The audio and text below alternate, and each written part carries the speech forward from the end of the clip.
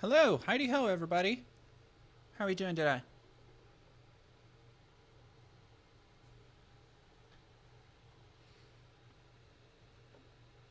With those themes, Twitch, yeah.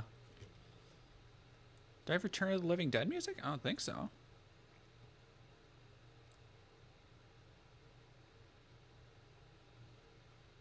What's up? What's up? Seeing everybody over on YouTube.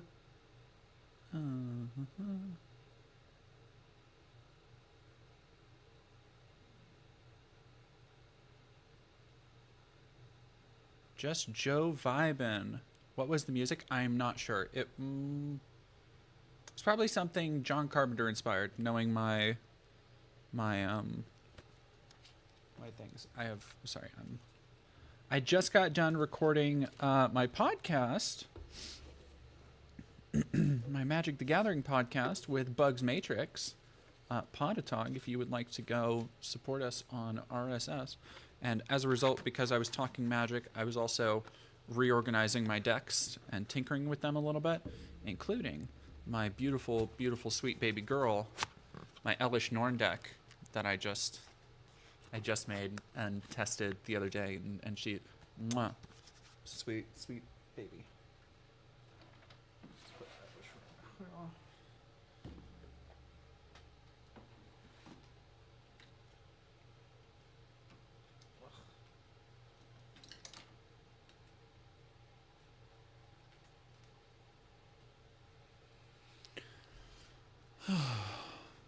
I'm a ball of stress. Geoduck, Geoscience. I know the feeling. I'm deep in the weeds of 1999 cards. I love that for you, Lane. I wish I was deep in the weeds of 1999 cards. Oh my god. Angry Goose. My Lyft driver was playing Joe Rogan, and apparently they're pumped that RFK is going to defloor it. God. Oh my god.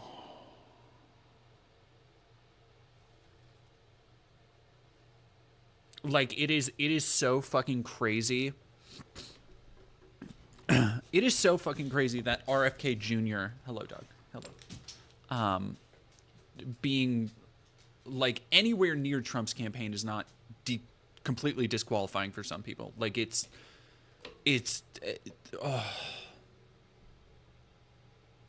wild. Like, yeah, it's wild. Oh boy, Cinder Mizuki, we do live in a society. I can't fucking believe. I can't believe that Trump has let him anywhere fucking near his campaign. Like, RFK was nothing but a stupid laughingstock for the entirety of his independent run. And it's like having him be like, oh yeah, he'll be the Ministry of Health, like, or he'll run the fucking the health department is basically what I, from my understanding of it. Hello, dog, dog, dog, honey, lady. Ow, she wants attentions so bad because I was just sitting and talking with Bugs. I know, honey, I'm working. I love you. I know, I know. Look, I have your bone. I have bone. See bone? Oh yeah, see. Look, see bone?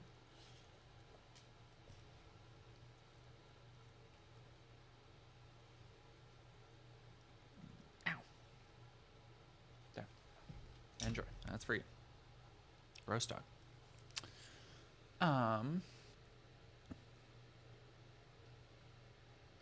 Corn chowder. Storm over Kryn. Hey.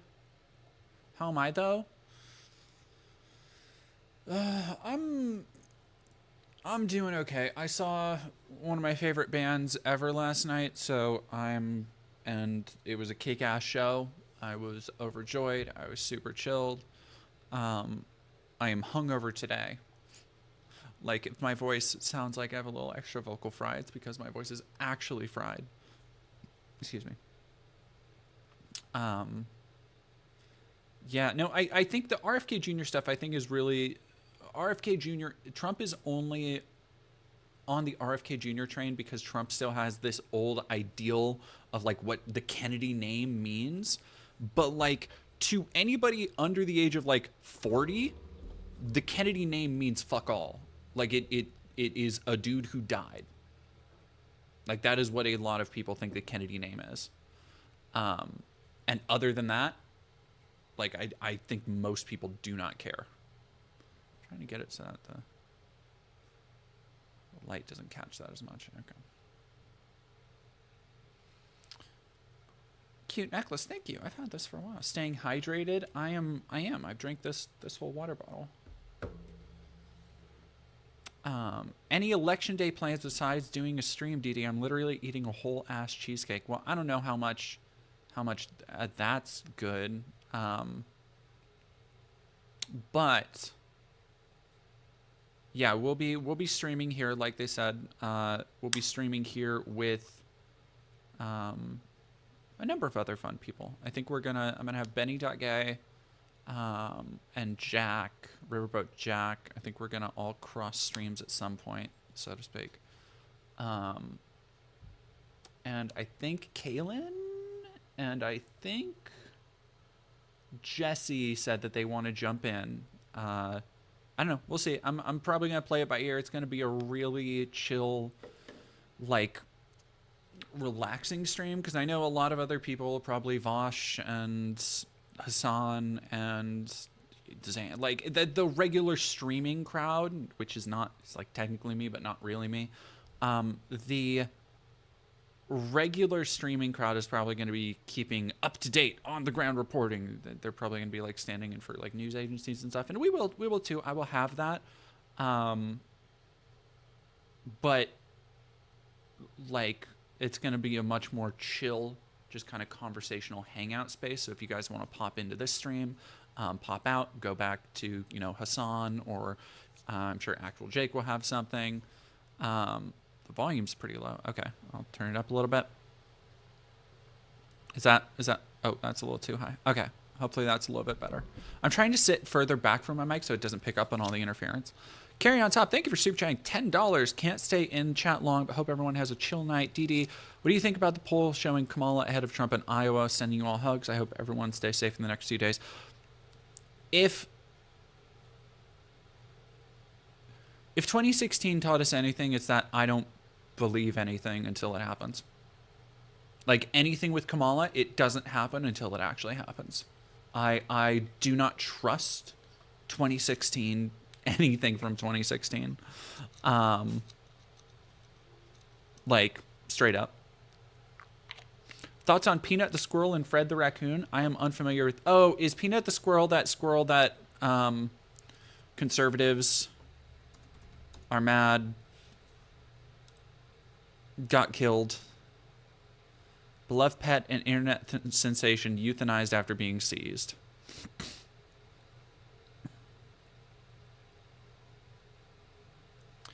I mean,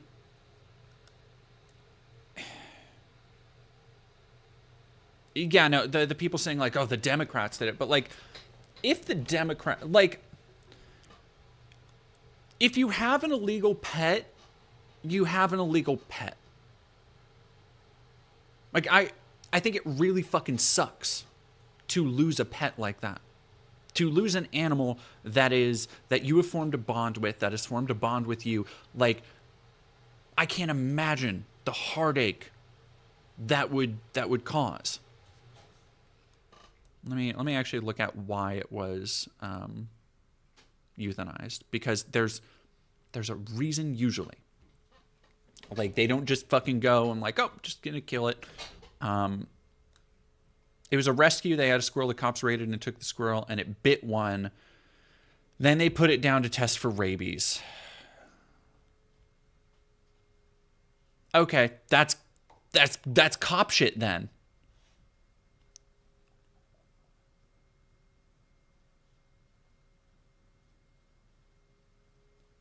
Peanut the squirrel and Fred, a rescued raccoon that was also confiscated and put down.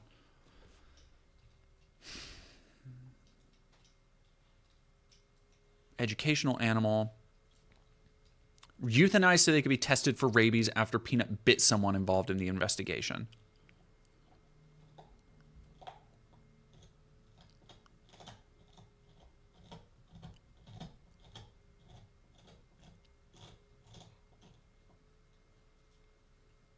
After the animal's mother was hit by a car in New York.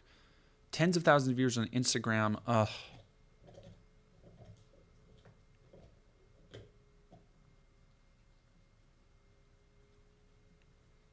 God, that's fucking... Like, that fucking sucks. Like, I don't know what else people... Like, that is also cops doing cop shit, though. Like... That is cops doing cop shit. That is cops going to a door and the dog runs out to greet them and they just shoot the dog. Like, it has been so wild to try and watch. Conservatives love to ride this line with cops where if the Democrats are in control, then the cops are all Democrats too. But like, that's just factually incorrect.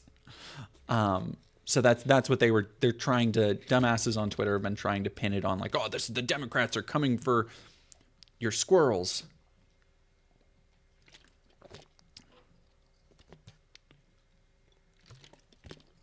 Yeah, it's like Sassy Sarassi. Sorry, I just dropped my, damn it. Well, I dropped the lid from my bottle, whatever.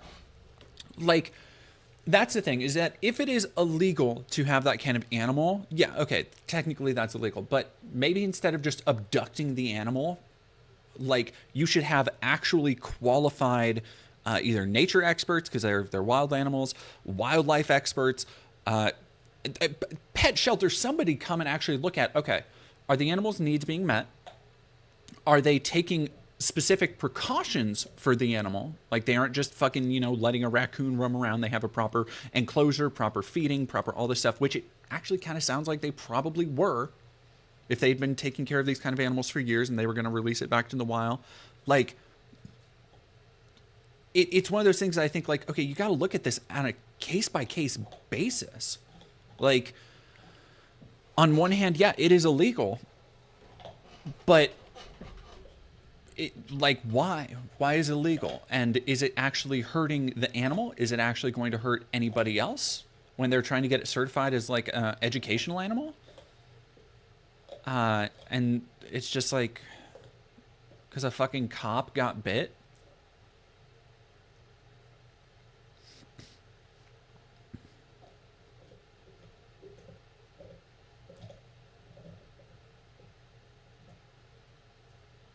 The guy that had it was a 501c3 pet rescue that has multiple animals and was letting it heal but couldn't get it to a point.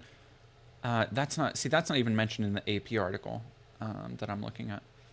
Couldn't get to a point where it could go back into the wild without dying, so it was a legal gray area they were working through when a neighbor reported it to the cops, and the cops did cop shit. That's fucking disgusting. I hate that so much. I hate that so fucking much. God, I hate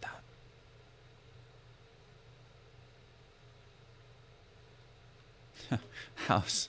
I'm sorry, are you trying to say there might have been a solution besides sending a guy with a gun? Probably. Probably. And I mean, unfortunately, that's standard procedure if you think an animal has rabies, because rabies is incurable, and the only way to figure out if an animal has rabies is to cut their head off and inspect their brain, essentially.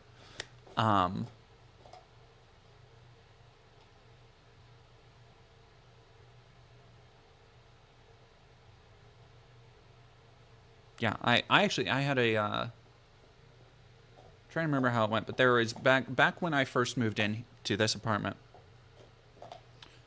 there were a number of encounters I had with like stray and feral cats, and I would try and catch them because that's why I did. That's how I actually got my first cat, Dante, who was a feral kitten that I caught in the backyard of my childhood home growing up, and the backyard, front yard, whatever. And so I had some experience catching feral cats, and one of them actually bit me out here when I was trying to grab it. When it was a kitten. It was it was a tiny little baby. Couldn't have been more than a month, 2 months, 3 months old, like very small.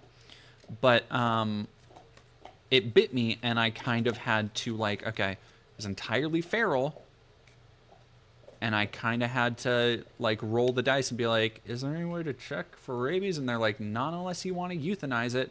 And I was like, no, I don't. I would feel really, really bad about that. And so I rolled the dice, and I'm fine. Ended up being fine. Kitten didn't have rabies, so cool. But, yeah.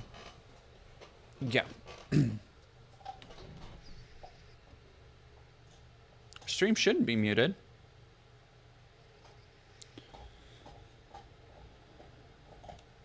And now you're a werecat. Yes, that is the only other thing that did happen. That was the only other side effect.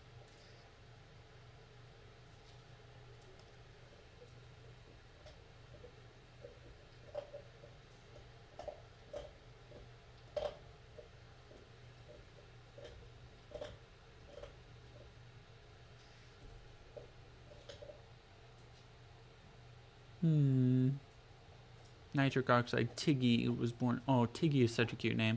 Scylla89, thank you for subbing with Prime.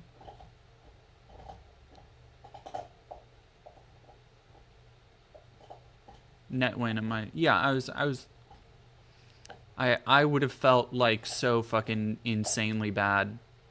Like, oh my god. If my paranoia won over and killed a kitten, like I would feel so terrible. But at the same time, it was like, don't really want to have rabies, so like, you know, thank you very much, Paranoid Pagan. Hey, Dead Domain. Yeah, Mr. Lone Wolf, like, what a shitty fucking neighbor. I would be, oh.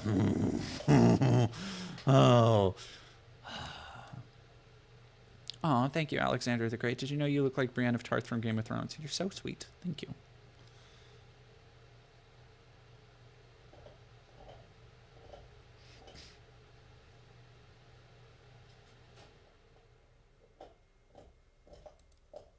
Nelson JD, thank you. Nelson JD, thank you for 5 months. You mean it was demons all along? Always has been. Yeah, I'm... Luxander, oh my goodness, thank you for following on here. The Preacher, no sodomites allowed, vote Trump. Okay. Nobody on YouTube, don't let Preacher go yet. I want to play with my food tonight. Any mods in chat?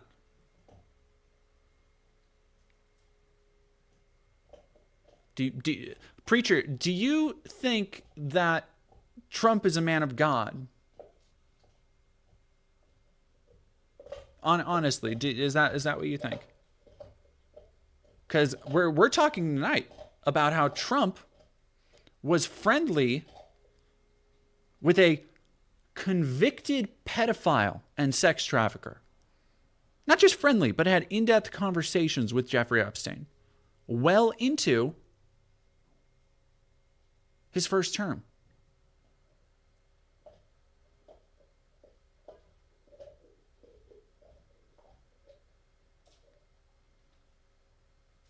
Did the preacher just duck out?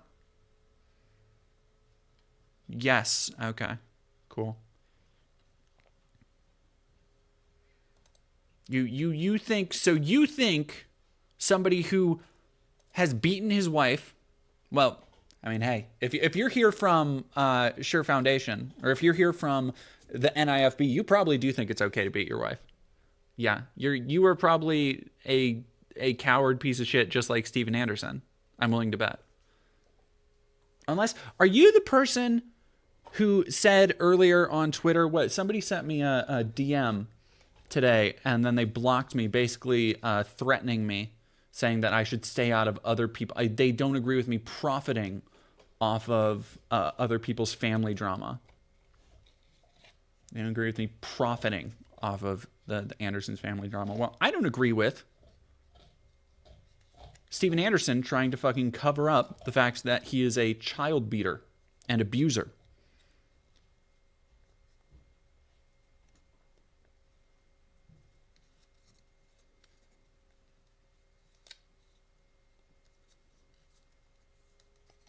But hey, you know what? If you are a fan of that, that's what the Bible says. Is it what the Bible says?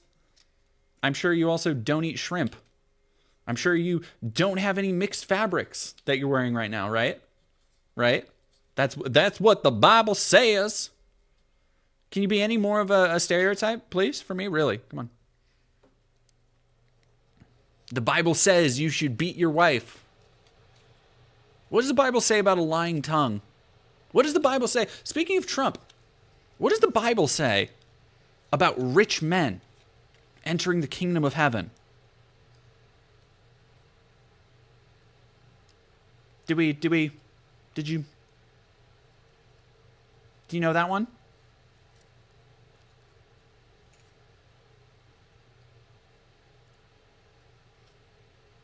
Ooh, shrimp pesto pasta sounds, that goes crazy good.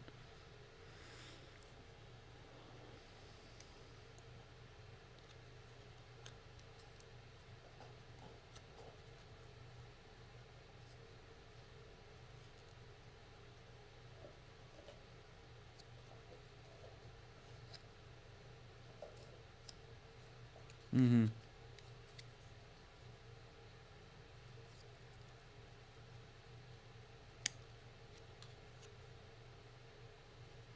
I'm sorry, XP Hassan is being a Nazi? What are you talking about in my chat? What are you saying on Chapel Roan's internet? Nothing wrong with being rich. Are you a bot or are you a real person? Yeah, go away. That's actually a really good point. Is it not a mortal sin to impose your image upon God's holy word? Thou shalt have no other gods before me. Thou shalt not worship any graven image. Trump made the Trump Bible, and that doesn't set off your holy spider senses a little bit. Just a skosh. Just a little bit. Solar Lander, thank you very much for 12 months in a row. Hard to believe it's been a whole year. Tell me about it, God. Yeah, calling Hassan a Nazi is fucking crazy. Crazy work. Are you worried that Trump might send you or your friends to concentration camps if he wins on Tuesday? No. Alexander the Great, you started off so strong complimenting me, saying I look like Brienne of Tarth.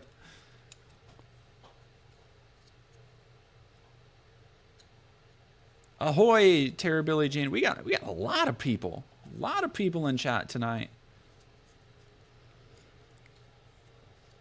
Yeah, it's fucking crazy to call, like, I don't understand how somebody could be a fan of mine or watch my videos, especially like the one I did on the history of anti-Semitism, and walk away understanding or not understanding how fucking stupid it is to say that people who stick up for Palestine are automatically Nazis. Like, what are you doing? What are you doing? Juliana, thank you for gifting a tier 1 sub to Terror Billie Jean and Tea with Goblins. Good to see you again. I haven't seen you in a minute. Thank you for gifting a tier 1 sub to Tog23419. Greetings from SeaTac. What are you doing at SeaTac? Just saying Trump has said some Nazi things. I mean, like, Trump has. Certainly. Not Hassan. I'm having two different conversations. Juliana, thank you for gifting a tier 1 sub to Lane Kaplan.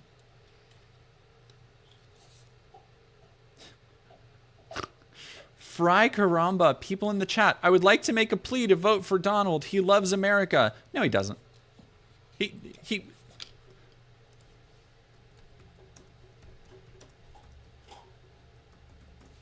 Give me a second.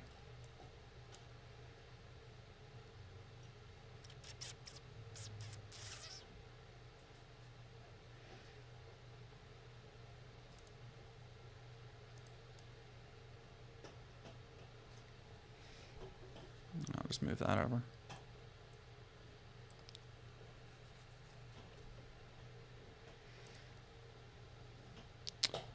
ABC 3340.com. Trump suggests he'll flee to Venezuela if he loses election. It'll be a far safer place.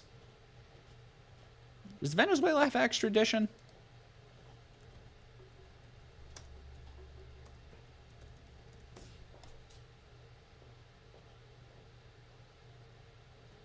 Moral obligation. Interesting.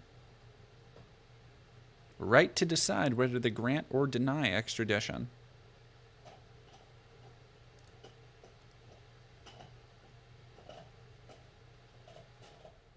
Of course, Alexander the Great.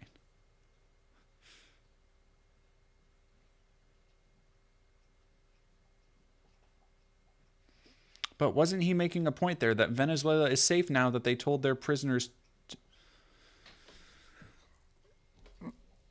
I mean, you're starting from a very stupid fucking point of view that the completely unfounded conspiracy theory that they are sending... Okay, I have 2 videos you can actually go watch on this. Videos that, unlike wherever you get your information from, I actually do research and actually have like sources that I cite, and you can go look at the sources to see how right I am. So go watch my CPAC videos on my channel over on YouTube.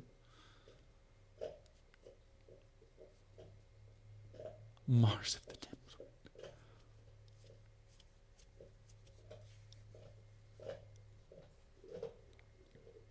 Alan Showerman, thank you for $2. Love your streams. Heck yeah, thank you. It's cinched. My shirt says Wasp. It's the band I saw last night. Mason Keininger, thank you very much for subscribing. Keininger.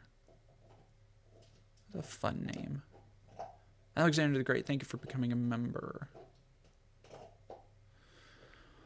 Oh, okay. Fry Karamba, I get it from the source. Trump, also Joe Rogan, but I'll check out your videos. Please, please, for the love of God, please, oh my God, please check out the CPAC videos. Please check out the CPAC videos where I at length debunk so much of the bullshit you're probably reading and imbibing from Joe Rogan. God, Joe Rogan. Yeah, no, people are active here. What happened to Preacher? Did he go? Dustin the Dam, thank you for giving a tier 1 sub to It's Memordred. Can't join it. Nick Fuentes posted a video about 2 years ago on Telegram that showed him scrolling through his phone, and one of the tabs was that sort of porn. You'd love to see it, folks. You'd love to see it.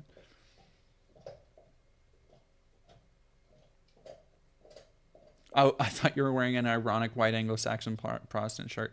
I mean, no. Do I have any thoughts on Kino Casino? Those guys make fun of the Grapers. No, I've never really watched them. Every now and then people will be like, oh, you should go watch this from Kino Casino, but I don't know enough about them, and they've never really crossed my, I guess, sightline enough to be like, oh yeah, I'm gonna go seek them out. Yeah, Wasp is a quintessential 80s rock metal band. It was my favorite band in high school. Was Wasp. So I knew pretty much Yeah, like I knew literally every song they played last night by heart, which was an odd choice. Like it was an odd feeling when the average age of everybody in the crowd was like a good 30 to 40 years above me. Probably 20 to 30. Spencer, thank you for $10. Pretty sure if Trump loses, the entire GOP is going to collapse. I'm convinced his family is either stolen or leveraged every single asset of the party itself to pay for his legal fees. I don't know about every asset of the party, but like there are so many forces.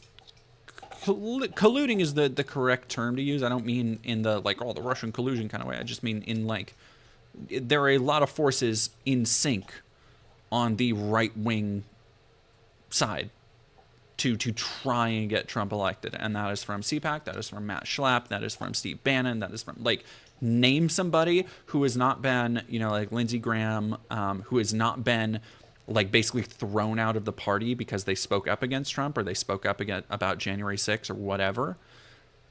Any of those people, everybody else is on fucking board for this. Numbnuts, Dead Domain, ain't those guys that recently befriended DSP? I do not know. See, and like again, that kind of shit, I don't care about YouTube drama, dude. Like, and that's not to say that like, oh, yo, that's dumb if you know about it. I'm just like, I have literally no time and no effort to I have no care really either to be involved in like any conversation that involves like fucking DSP or I think Andy Worski is in Kino Casino. I don't know, maybe that sounds like a name. I think I've heard of that. But like anything with like Wings, Boogie, fucking drama alert, Keemstar, like do not give a fuck about any of that shit.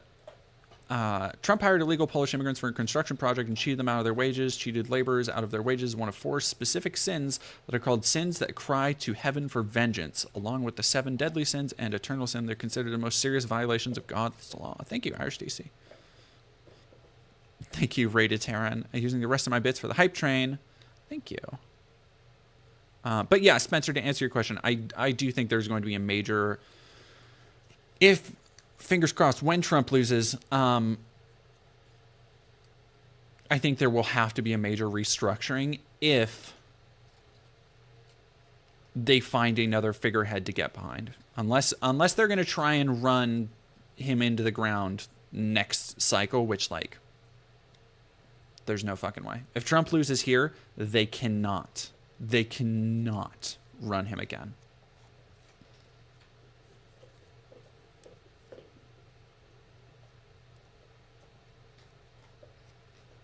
America is dope, saying America isn't lolcow, America is dope. I feel like you might be biased.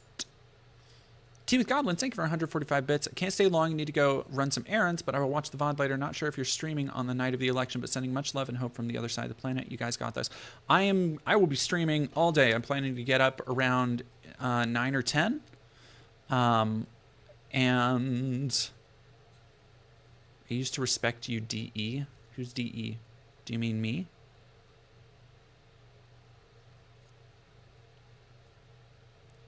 Why don't you respect me?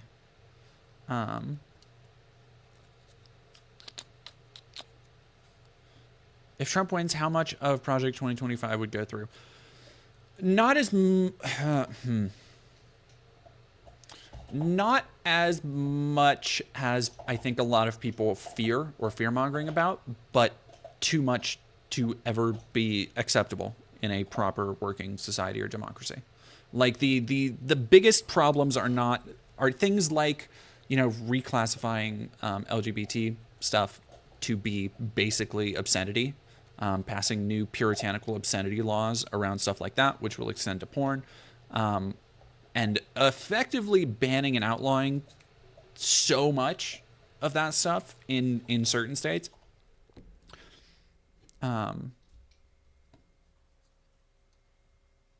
XP, what the fuck are you talking about? You're already on the list?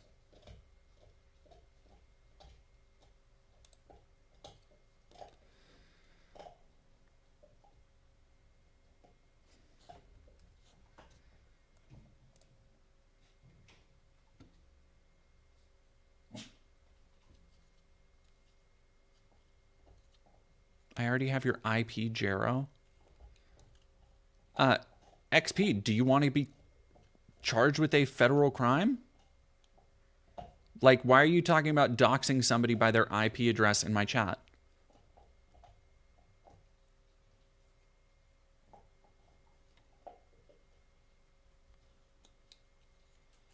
Yeah, no. Well, somebody asked about never again we will protect our families from you. Who are you talking about?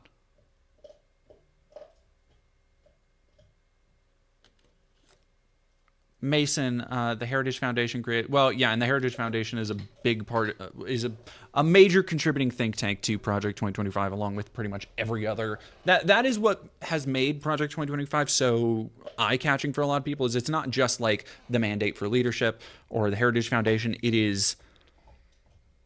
It's like the fucking Nightmare Avengers. Why are you talking XP? Why are you talking about IP addresses then?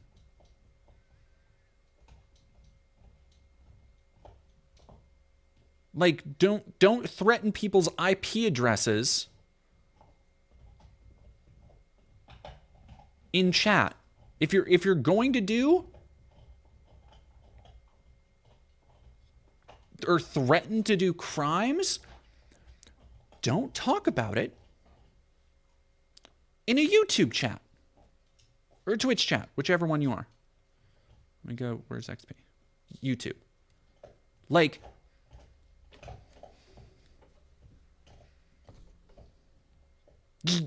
Like, doesn't matter what ideological side of the issue you're on, do not talk about it in a YouTube chat. Is a deranged Zionist? Great.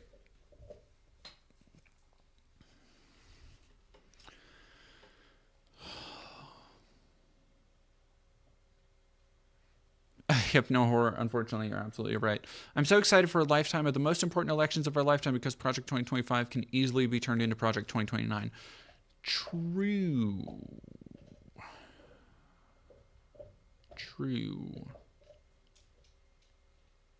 Well, and I don't think... Again, when Trump is no longer a viable candidate, they will have to find somebody. And as much as, LARPers online will want to be like, oh, well, Barron will take up the... Like, Barron Trump has not shown any kind of, like, political acumen or brilliance or anything that is being, like, memed onto him, which is just bizarre. Sorry.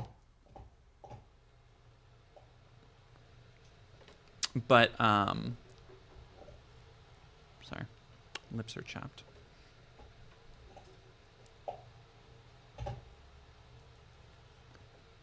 The official teal blue, thank you for following. But going back to Project 2025, the other big part, the other massive problem is women's rights, which, we've literally already seen women dying from not being able to get the reproductive health care that they need. It's not fucking abortions. It is literally reproductive health care. Like, women dying because they cannot get life-saving care when a fetus is not already viable. Like, it's craziness.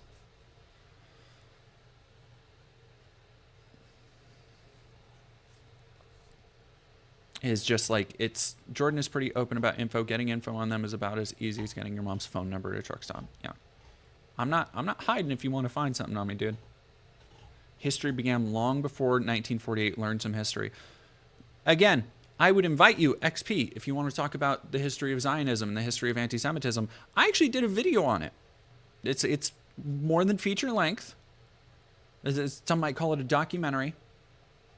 I had a plethora of Jewish content creators and even the director of the San Francisco Holocaust Museum. Consult for the script. So, by all means, please, go watch that.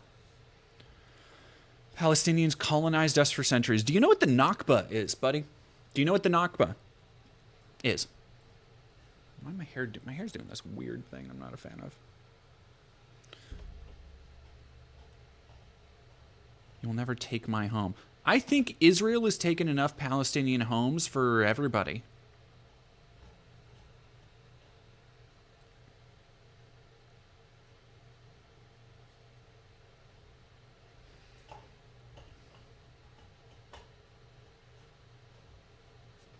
Trump says he's pro-LGBTQ.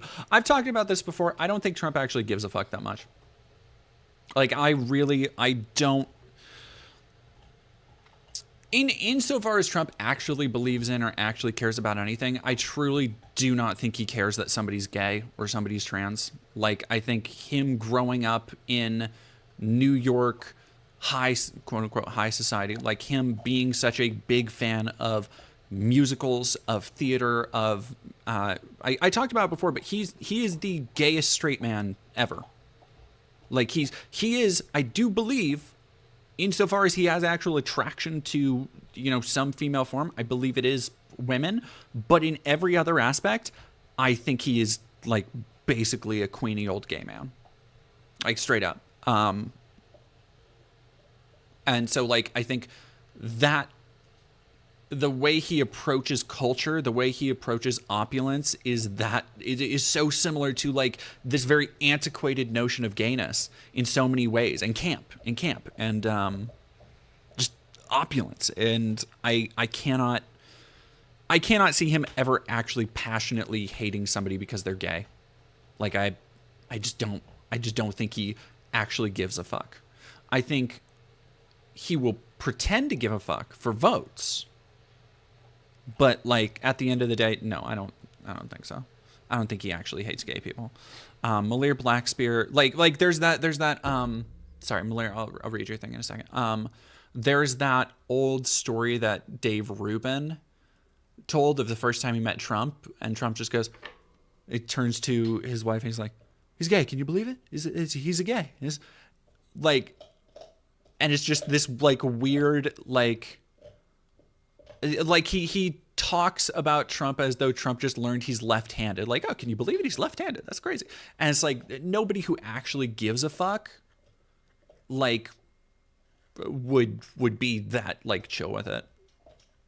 Like especially when, like Ben Shapiro and Matt Walsh are out there being super fucking weird. Thistles for Eyes, thank you for $5. This is an anti-genocide chat. Proudly anti-genocide. Vocally anti-genocide. Goodness gracious, dog. Malir Blackspear, thank you for tier 1 for 8 months. Speaking for my fellow demons, we had nothing to do with the attack on Tucker Carlson.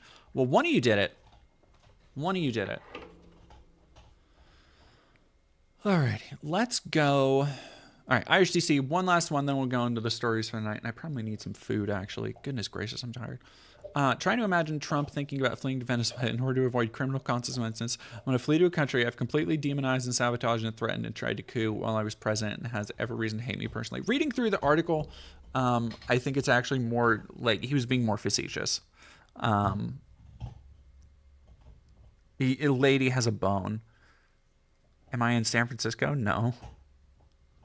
It's adorable. You think I could live in San Francisco on YouTuber money though? I would love that. Oh, Preacher, you're back. All of them you found. Apparently it took you this long to find the caps lock button. Glad it worked out for you and you're talking in regular case again. All of them that vote for Kamala are reprobates. Okay. I'm okay.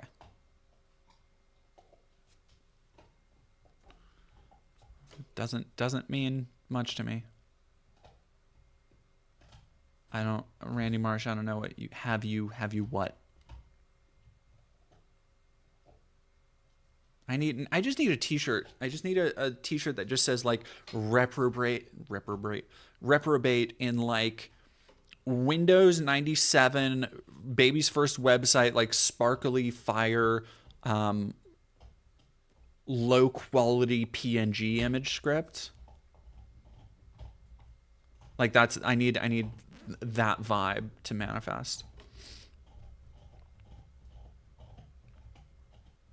Yeah.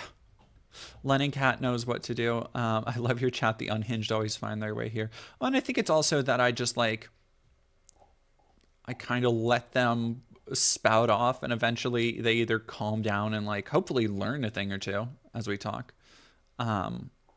or get bored and go away. Or if they're nasty, they get banned. I love rebates. Oh, rebates. Mwah, so good. Graphic design is my passion. I do all my own thumbnails. So, and I try and make every thumbnail a little bit different. Although, one thing I did want to bring up for stream, which I should have brought this up earlier because I don't know if everybody's gonna watch this deep into it, but moving forward, because I know that there are a lot of people who do like watching the stream highlights when I cover a certain topic or something and edit it and cut it down.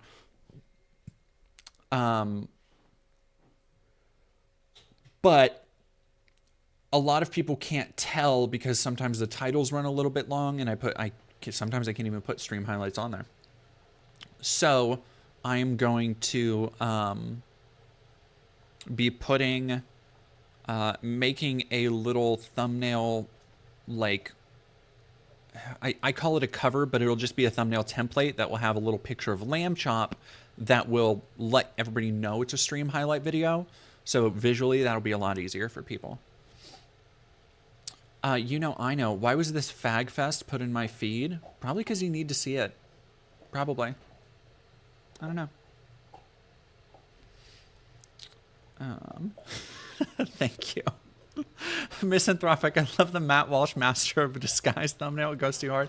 I'm overjoyed at the amount of people who saw that thumbnail and were like, is that from the hit Dana Carvey film, Master of Disguise? Oh. Twitch algorithm has diagnosed you with gay. Yeah.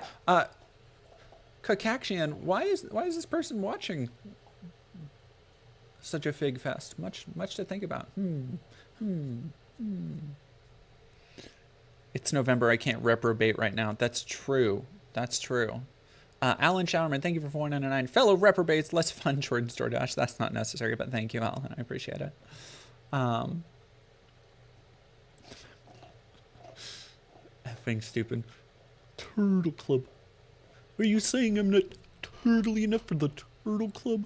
Unfortunately, I fucking love that movie as a kid. That movie is probably single-handedly why I do impressions so much. Like, not even joking. Because that movie came out when I was like 7 or 8, 6 or 7, like somewhere in there. So like really the perfect time for that dog shit film. I know it's so, for whatever reason, that movie, the first Shrek is great. Bionicle Mask of Light, Pirates of the Caribbean, Curse of the Black Pearl, and National Treasure were on my fucking like rotation as a child. Tiralena, thank you for $10. Seriously, reprobate is the best he's got. Many such cases. I've been called way worse for years just for being a gamer, and that was before I came out as trans. Yeah. It's just not. Yeah. I got recommended this channel via that one Map Walsh auditorium debate. The one with Alec Gunter.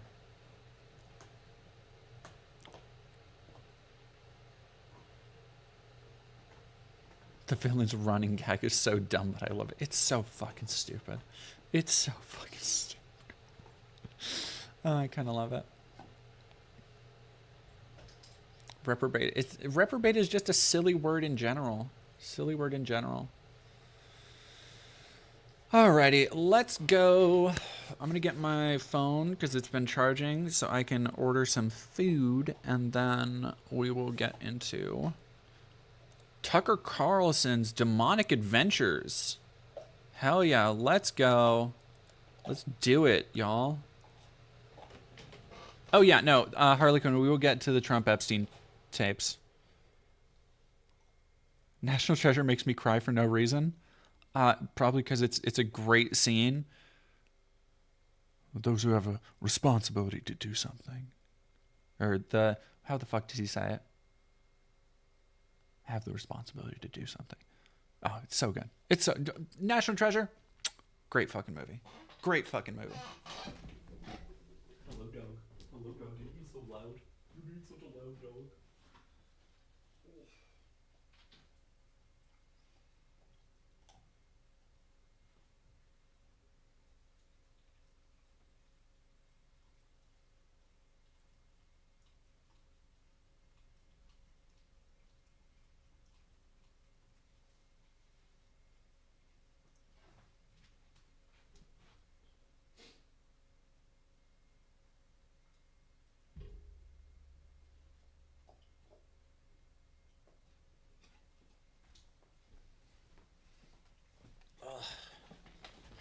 Okay. Also, 1,000 of you liked that thirst trap on Twitter. 1,000 of you. Jazz Dog, thank you for $5. Hi, I'm Jazz Dog. I've been watching your content more and more and loving every second of it. Thank you. Thank you so much. Nadia Yvette Chambers, thank you for 10. The MSM won't stop downplaying it all. The model law is circulating to declare any trans person being seen anywhere to be transgender exposure with sentences worse than for violent rape. Model law is circulating. Well, I mean, that is not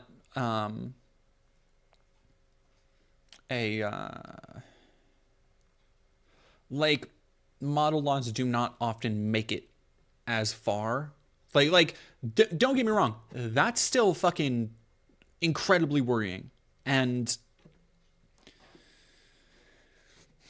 it is worrying, and more than that, it portends something very bad for even if Trump loses. Like, we still have this festering rot now inside of the U.S. government.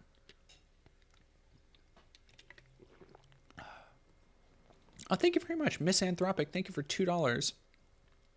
First super chat ever here. Love your work. I appreciate it.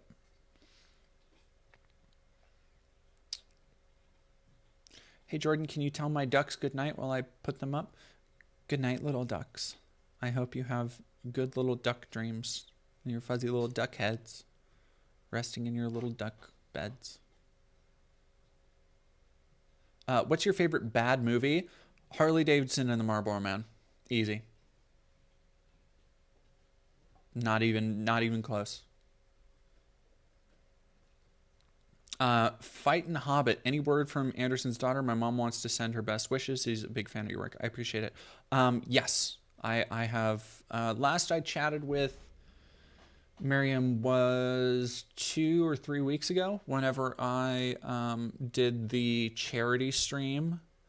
And right afterwards, I donated, because I asked her, I think I talked about this, where I asked her if she wanted any of the proceeds from the video, because I got the ad revenue back. And she said no, and I said, okay, well, I'm going to donate it towards hurricane relief. And the last time I talked to her was making sure she was still doing okay and sending her the receipt for the hurricane relief donation that I did in her name. So, yes, to my knowledge, she is still doing A-okay.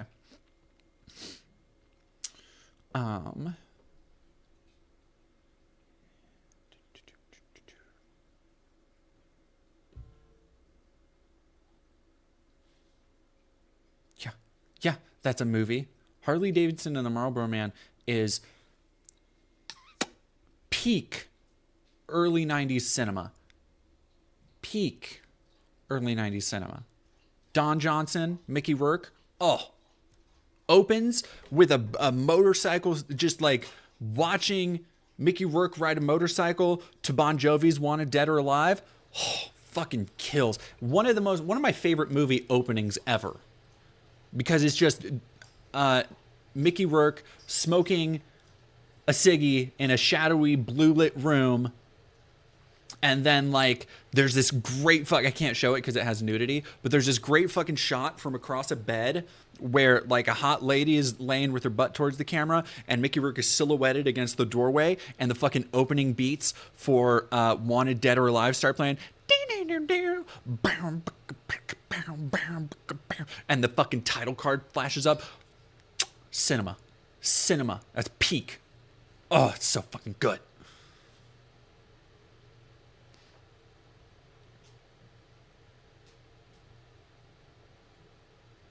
It's also, it's worth mentioning, it's a fucking ridiculous film.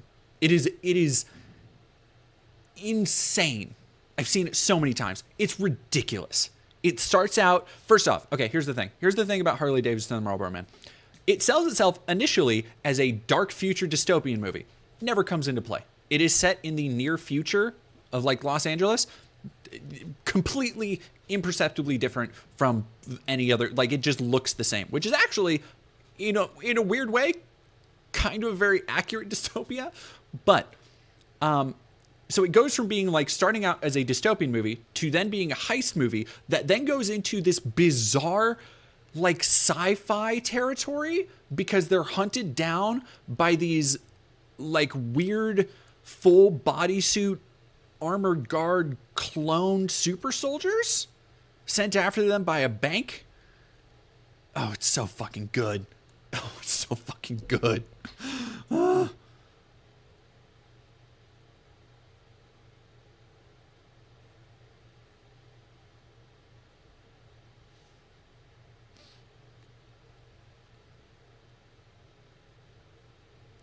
Yeah, man. It's so good. It's so good. It's the kind of movie. So I watched Con Air recently for the first time, and I had heard, you know, Con Air is one of those movies I've heard like, oh, you got to like Con Air, watch it back to back with like The Rock, and I'm like, I fucking love The Rock. The Rock is like The Rock is one of my favorite, like, most quotable action movies. Like, do you like the Elton John song Rocket Man? Like, oh, it's so fucking good. I quote that to myself all the fucking time. And Tony Todd just going, I don't like soft ass shit. Oh, it's so fucking good. But Con Air is so fucking good. Like, Con Air is so great, and Con Air is so fun because it's one of those movies that makes you remember just like a different time in action movie filmmaking when like a summer blockbuster action movie could be ridiculous, insane, over the top. And it also still had incredibly detailed miniature work and special effects work that still had me going like, how the fuck did they do that? Like, how did they just knock this down? But like, did they superimpose it? Like, really fucking great special effects work and stunt work. And goddamn, like, the ending of Con Air goes insanely hard. It reminds me of Speed in that way. Speed is another fucking great movie from that era that I absolutely love. Oh God, oh, I love Speed so much.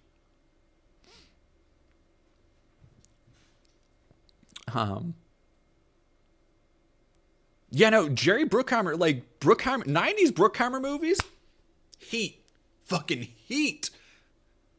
Even though I know Heat wasn't, was Heat a Jerry Bruckheimer movie?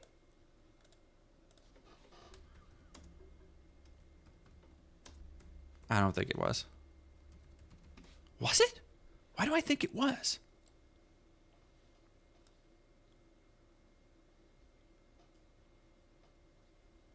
No. I do not believe it was. Nope. That's okay. I've never seen these movies before. Oh, Spooky Pepper. You gotta, if any of them, at least watch The Rock. The Rock is so fucking good. So fucking good. Oh, so good. Ed Harris gets so mad. All right, watch The Rock and then go and look up the behind the scenes footage of Ed Harris losing his fucking mind trying to read the lines and just absolutely loathing Michael Bay. So good. So good. Oh. Their best. Losers always whine about their best. Like fucking Sean Connery, Nicolas Cage. Oh. Who's vaporized? Vaporized? That can happen to somebody? Oh yeah. Like, it's so fucking good. Oh, I want to watch The Rock right now. Holy shit. So good. Okay. I tend to prefer bad horror movies to bad action movies. Well, that's your problem. You got to turn that thinking around, because these aren't bad action movies. These are good action movies. Okay? These are good-ins. A bad action movie. All right, Mortal Kombat Annihilation is a bad action movie. Carla was the prom queen. Really? Yeah. Like, oh god, he's so fucking, Nicolas Cage is so fucking good in that movie.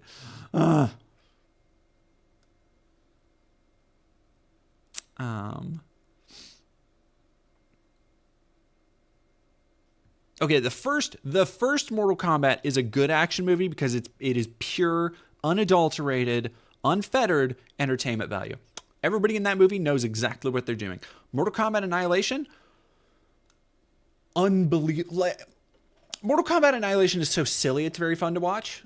I watched it high I don't get high very often, but a partner of mine had edibles and was like, "Hey, do you want to stay over and watch? I'll watch a dumb movie with you if you want to do edibles." And I'm like, you know what? Why don't we watch Mortal Kombat Annihilation high? Because I haven't seen that since I was a child. But like, fuck, man. Too bad you will die. So good. All right, sorry. Everybody is fucking distracting me tonight. What are you doing? Reptile. Yeah. Oh fuck the music. The like the club DJ ass music from the first Mortal Kombat is so goddamn good. Your soul is mine. Oh my god, Armageddon too. Like Armageddon, look, whatever, I don't give a fuck what any critic says. Armageddon is a fucking banger. Always has been, always will be. And it also has maybe one of my favorite line reads in the history of cinema. Because it's so fucking serious. When William Fichtner goes, when Steve Buscemi starts going insane. By the way, the cast for Armageddon, if you haven't seen Armageddon, the cast is fucking stacked. It's insane. It's so good. When fucking Steve Buscemi starts going insane on the asteroid, and fucking William Fichtner, the camera does like a close-up Sam Raimi zoom, and he just says, in the most deadpan serious way, he just says, he's got space dementia. Fucking, oh, it's so good. So good. Oh. Blade is really good. Hell yeah.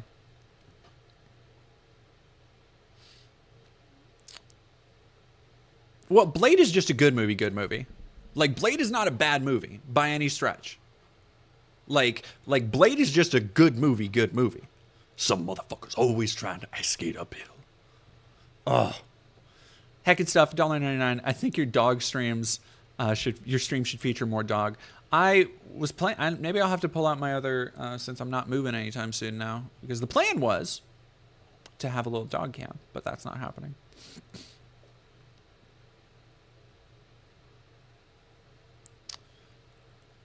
Also, you get Elon turning on Trump, claiming he's too old.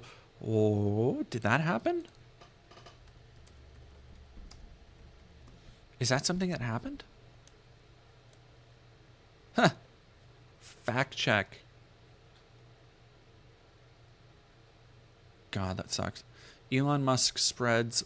Is that the Daily Wire?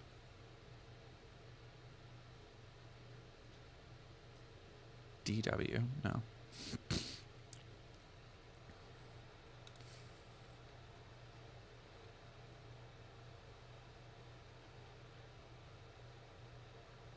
Yeah, no, pre-Boondock Saints. Blade 2 is super underrated because like that's also it's still incredibly a Guillermo del Toro movie. Yeah, Blade 2. Also, Donnie Yen plays Snowman in that. Like Blade 2 is a kind of a stacked movie, but it wasn't at the time because it was pre-Hellboy Ron Perlman. It was pre-Boondock Saints Norman Reedus. Like, really bizarre movie.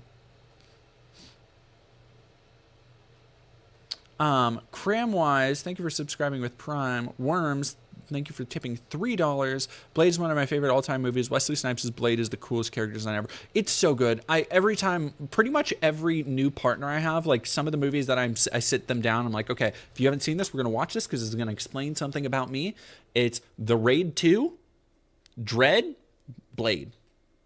Like, those aren't the three, like, my three favorite movies, but those are the ones that I can kind of get a feel for how people, like, react to stuff. And then I can move on to show them my actual favorites, like Perfect Blue and shit.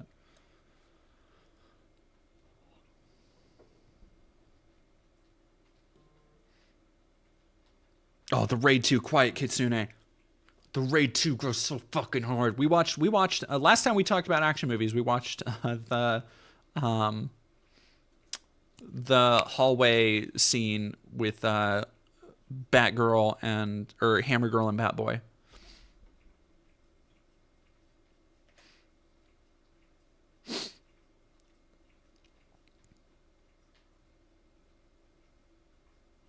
Have I watched Halo Legends? I loved Halo Legends. A lot of people don't know I got my start making content, making. This is so fucking embarrassing. I wonder if people can still find them. Making shitty memes circa 2012 for a Halo fan page. That's true. That's true. A Halo Facebook page. That is how I started. Which Dread? Wade Wilson, what do you think? The 2011, 2012 one.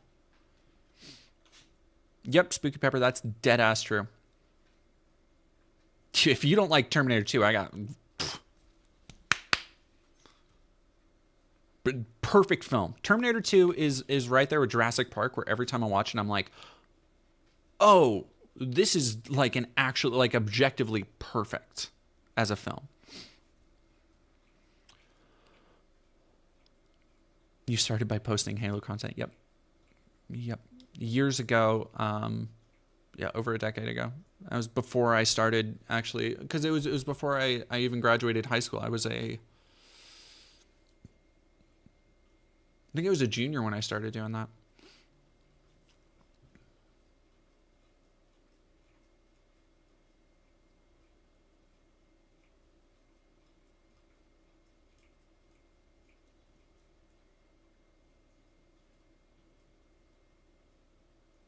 Pieces. I fucking hated Pieces. Pieces was not worth the like twist ending for me at all. Like Pieces has been built up for me as like Audition or something, but it's like fucking come on. Gutter Gator, if you've seen the video I did on the id Software RPGs, the id Software turn-based phone RPGs. I talk about how much I love that original, the 2006 Doom movie with Carl Urban. Oh, so fucking good. So fucking good. Semper Fi, motherfucker. Oh, The Rock is so good in that.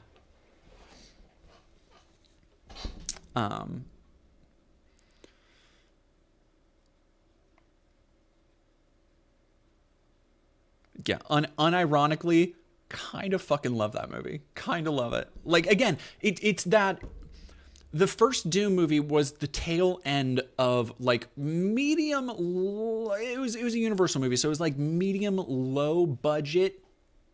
Kind of like it had a budget, but it wasn't like a super huge, massive blockbuster film. But it was still an R-rated movie where they had great creature effects and not everything was fucking CG'd. And like the Hell Knight characters were actually like dudes in suits. It looked so fucking good. It's just like the script. Holy fuck, what the hell? But like also it's really fun. It's really fun. The 2000s Dune movie? No, not Dune. Dune Messiah, the one with James. What's his face? The guy from Split. His name is James A. Caster, but that is a different British person.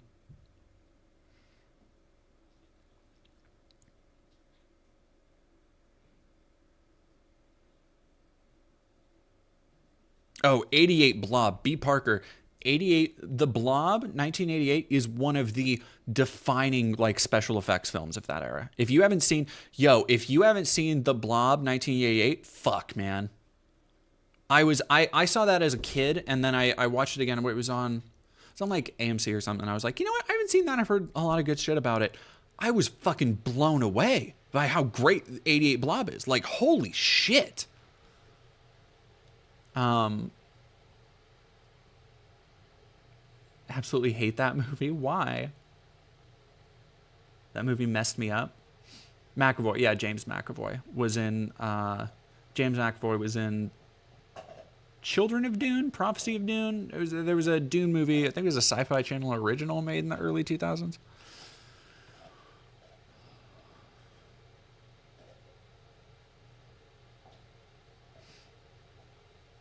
I shouldn't say why for reasons.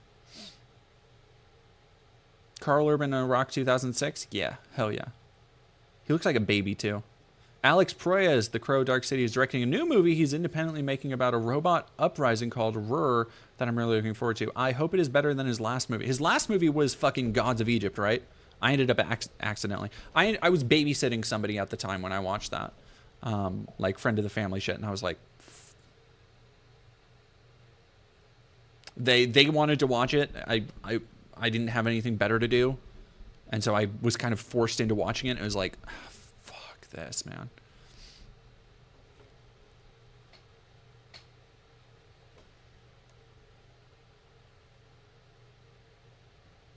Okay, we can't sit here talking all night about stuff. Let's go to Tucker Carlson, everybody.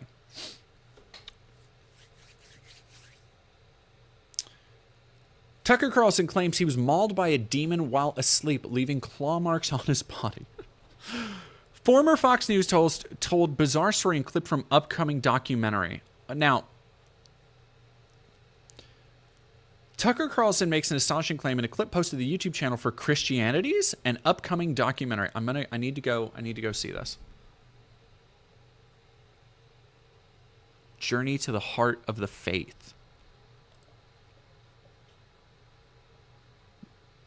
All right. Let's journey to the heart of a faith. Personal encounter. Oh, yeah, let's fucking go. I love the color grading here where it is color corrected to look like a fucking A24 horror movie. Do you think the presence of evil is kickstarting people to wonder about the good? That's what happened to me. That's what happened to you? Oh yeah, I had a direct experience with it. In the milieu of journalism or just... Nope, in my bed at night, and I got attacked.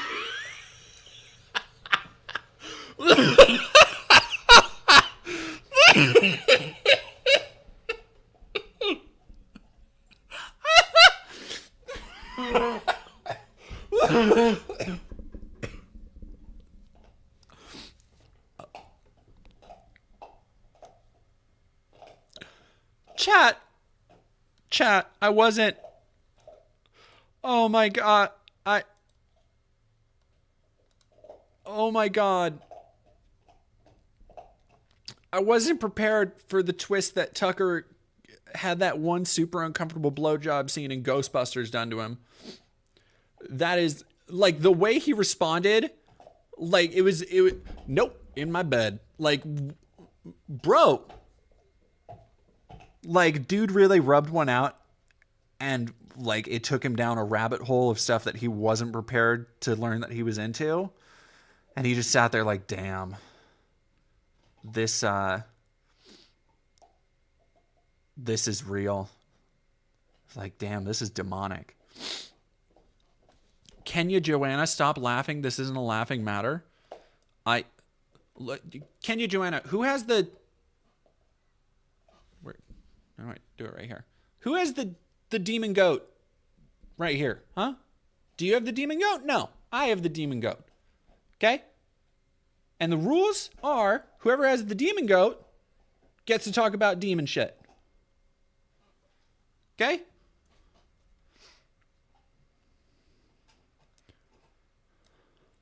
Carlson ain't no doomslayer. No, he's certainly not. He is not. All right, let's get this going. Let's do it. Act while I was asleep with my wife and 4 dogs in the bed and mauled. Physically mauled.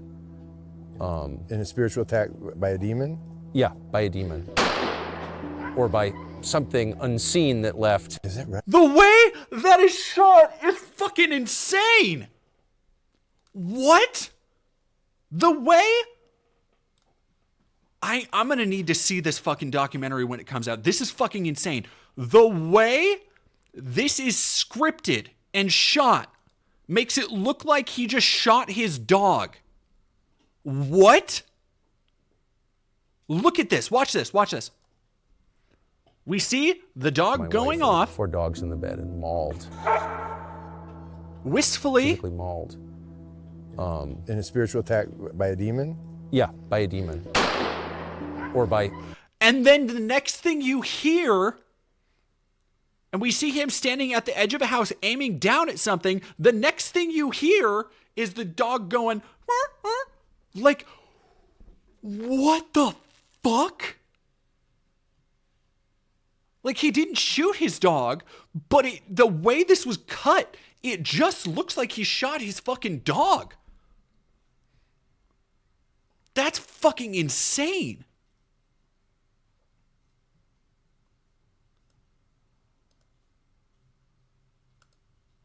Something unseen that left Is that right? claw marks on my sides, on my... So it left physical mark. Oh, they're still there. Yeah, yeah. A year and a half ago. A year and a half ago. Do you think he shows the claw marks? Like, I don't think he shows it in this video. Do you think he shows it in, like, the full video? Because I want to know. I want to know, Tucker. Can I see them? Was your wife terrified? I know you were. I wasn't. I was totally confused. I woke up and I couldn't breathe and I thought I was going to suffocate and I walked around. I wasn't terrified. I woke up. I couldn't breathe. I thought I was going to suffocate. But you weren't terrified? Tucker. I feel, okay. I feel like if you're in a position to be like, yeah, I was mauled by demons, you can say like, yeah, I'm scared about that. Like, you don't got to do the fucking fake ass woodsland.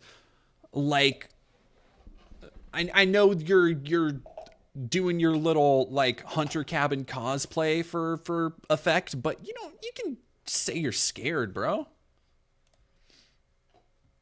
Outside, and then I walked in and my wife and dogs had not woken up and they're very light sleepers. And then I had these terrible pains on my rib cage and on my shoulder, and I was just in my boxer shorts and I went and flipped on the light in the bathroom and I had 4 claw marks on either side underneath my arms and on my left shoulder. I love how so if this did indeed happen, what probably happened is night terrors. Like, he probably had a incredibly visceral bad dream, or I don't know, like his mortal sins were finally catching up to him and he woke up like, oh God, am I finally paying for everything I've done wrong in this life and all the people I've fucked over and the innumerable amounts of evil I've caused by spreading lies in this world. And he woke up and he was like, oh no, it was just a dream. But I'm willing to bet whatever part of him that could still roughly be called a conscience, if there was anything that was actually leaving those claw marks, it was himself. Like some deep, sublimated aspect of his subconscious, some incredibly buried part of his id trying to exact punishment upon him for the evil that he know he's wrought upon the world. But sure, it's a demon, Captain Bowtie. And they're bleeding. Yeah, like honestly, if you get your fingernails, if you don't cut it regularly, like you can leave scratches pretty fucking easily. Like really, it's not that hard. Wait, they were bleeding. They're bleeding, yeah. Yeah, or also, as somebody pointed out in the chat, like a dog can do that. My dog can do that. If I don't clip her nails often, like she fucking scratches the hell out of me. And she doesn't mean to. It's just like her jumping up on stuff. No actual claw marks. And I sleep on my side, so I wasn't clawing myself. I don't have long nails. And they didn't fit my hands anyway. But yeah, that happened. So I'm not from a world where things like that happen. I never heard of anything like that happening before. I had no idea what that was. I knew it was spiritual immediately. You did? Okay, that was going to be my question. Yeah. I don't understand to this day. I'm not going to put it. You didn't try to refute the spiritual part in your own mind. You went right into the. Well, it didn't make any sense, and it doesn't now. Oh my God! It still looks like he shot his dog. Yeah, you can cut the part out where you say it didn't make any sense and that you literally jumped to conclusions. Like he's literally saying, yeah, well, I basically believe the exact first thing that popped into my head. It was like, that's not how you, like. But I'm not from a, what do they call it, faith tradition, that talks about things like that or even acknowledges their existence. Like, there's nothing like that. I've never. There is something fascinating to me about people like this, because this is actually representative of a not insignificant amount of Trump voters and followers and just like general conservatives. And you see it a lot in like Groyper spaces and the people who like are tradcasts and shit. It's like 90% of those people have never fucking touched a Bible, I would say. A good majority of them have probably never actually set foot in a real church. But they LARP under an ideological guise. It is a covering, a tent that they find themselves under. And so they uphold it to the best of their ability. But it's like, Tucker, if you don't come from an ideological faith background and you don't come from a background that knows or believes in that shit, why, in pluperfect health, would you fucking jump to that conclusion that you woke up with scratches and it was a demon? What? No, thank you for $2. The demon was the green M&M.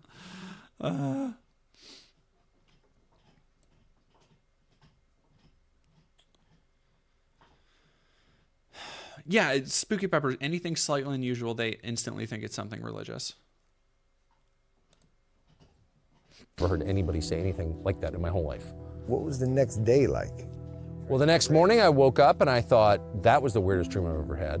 And then I saw blood on my sheets and I realized that was not a dream at all. I called my assistant, who was like the only evangelical Christian I know, well Jesus Christ, Jesus call Christ, something dude, this is such like a that. fucking Totally funny. bizarre like that. And she said, How many rugged outdoorsman, cabin living, dwelling, like, how many have an assistant? That's fucking crazy. That's so wild.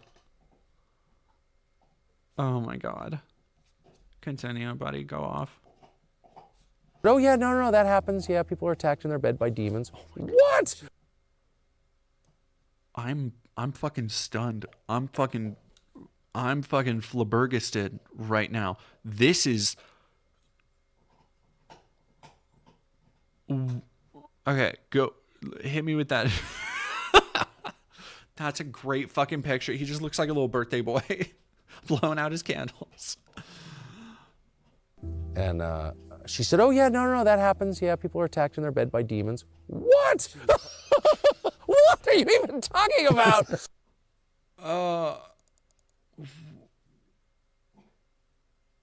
He's so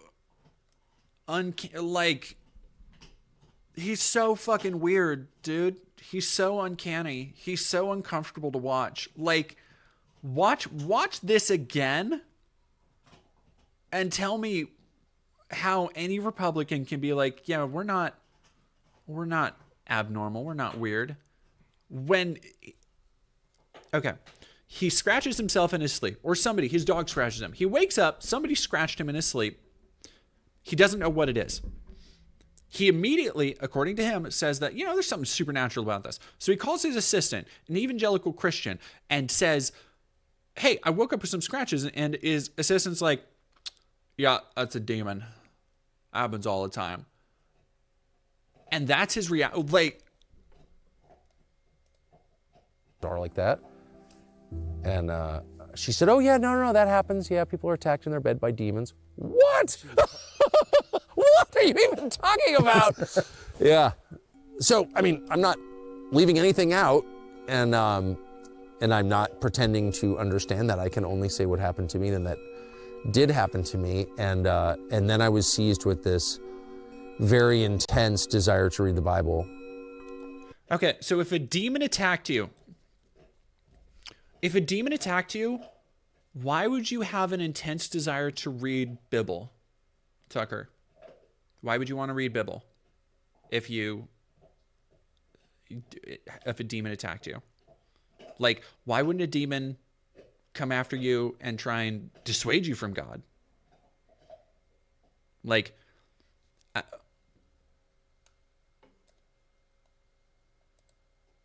Incredible. which I then started without any study aids or anything. I bought a Bible that didn't have any. I'm not interested in editorializing in the Bible. I just want to read it and see what's in there myself.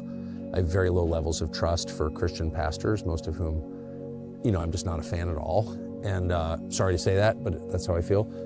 And so I don't want to hear other people's opinions. I just want to see what's in there. And so I spent 1.5 years reading it, and then I started rereading it. And it was just a transformative experience for me, but I'm not.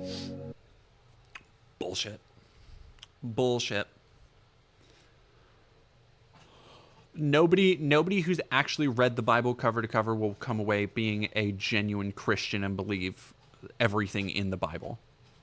Like, straight up.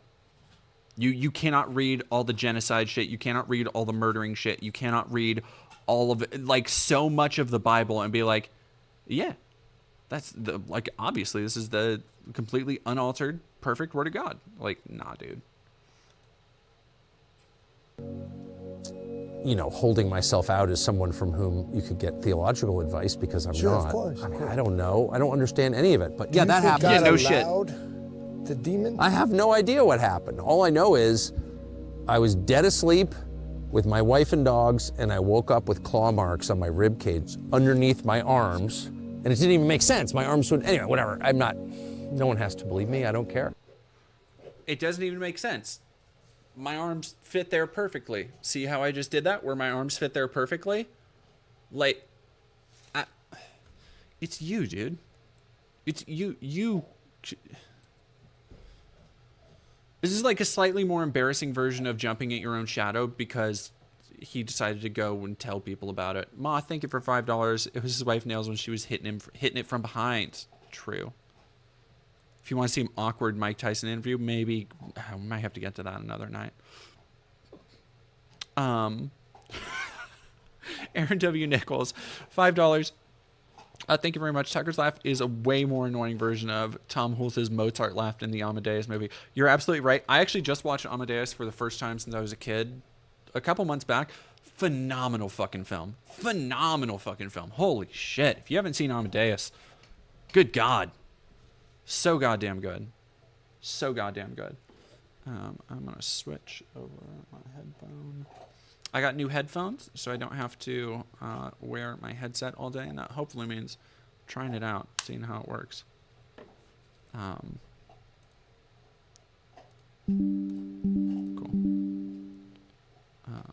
There we go.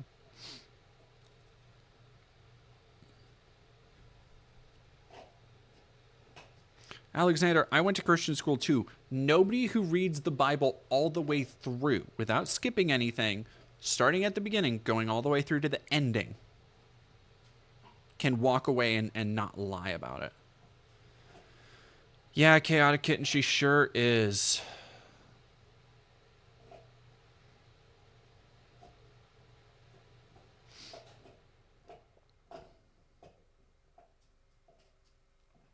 Oh, I mean, like, he's already in a right-wing Christian grift. Like, he absolutely,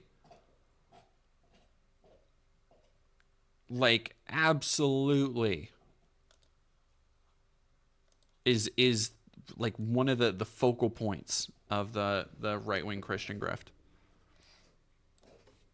Let me see if I can turn it down just a skosh.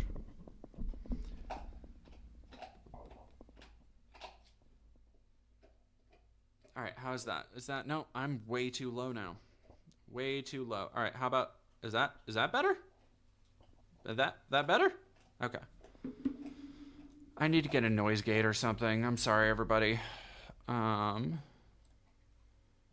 Just lurking low. I made it to Deuteronomy before I gave up. Genesis, Exodus, Leviticus, Numbers, Deuteronomy. That's only five things in.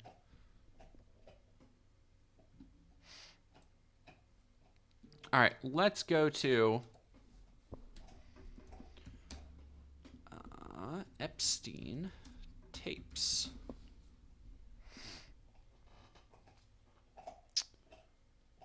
Listen to Jeffrey Epstein tapes. Why have we been looking at Elon this long? Oh my God. We haven't been. We've been looking at Tucker.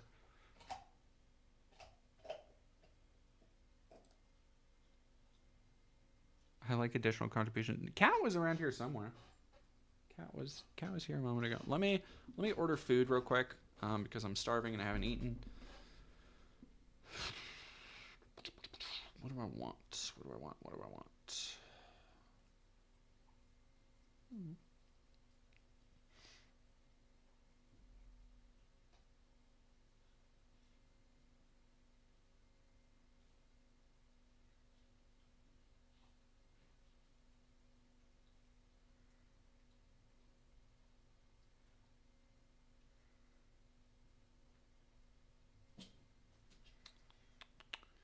Ooh, mod pizza's pretty good.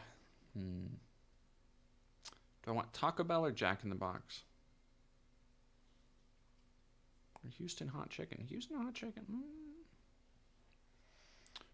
Oh no, I'm too hungry. I can't decide, guys.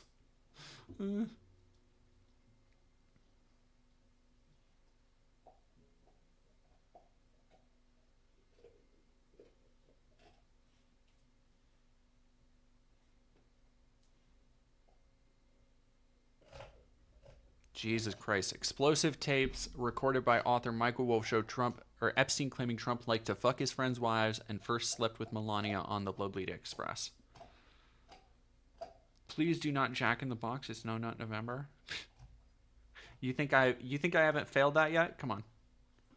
Tabo Bowl. Make a poll. I don't know how to do that. Seems like a big to do, and I just want to eat food. Do I go, ooh, Mexican?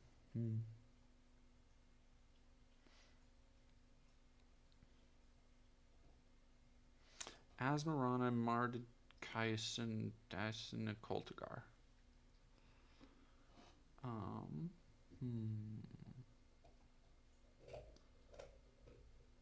Alright, they got me. They have a buy one, get one Crunch Wrap Supreme. Let's do it.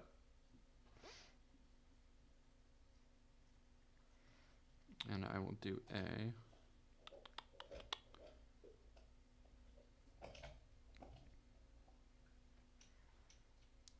Doritos, Cheesy Gordita Crunch.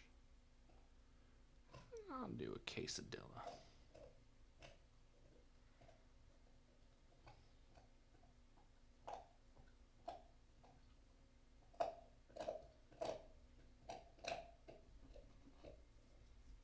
What do you think the chances are that Trump's cronies will try to stop vote certifications? 100%. So neither candidate hits 270 votes and the House will pick the next president. Unfortunately, I think that some motherfuckers, like, I think they're going to fucking try that.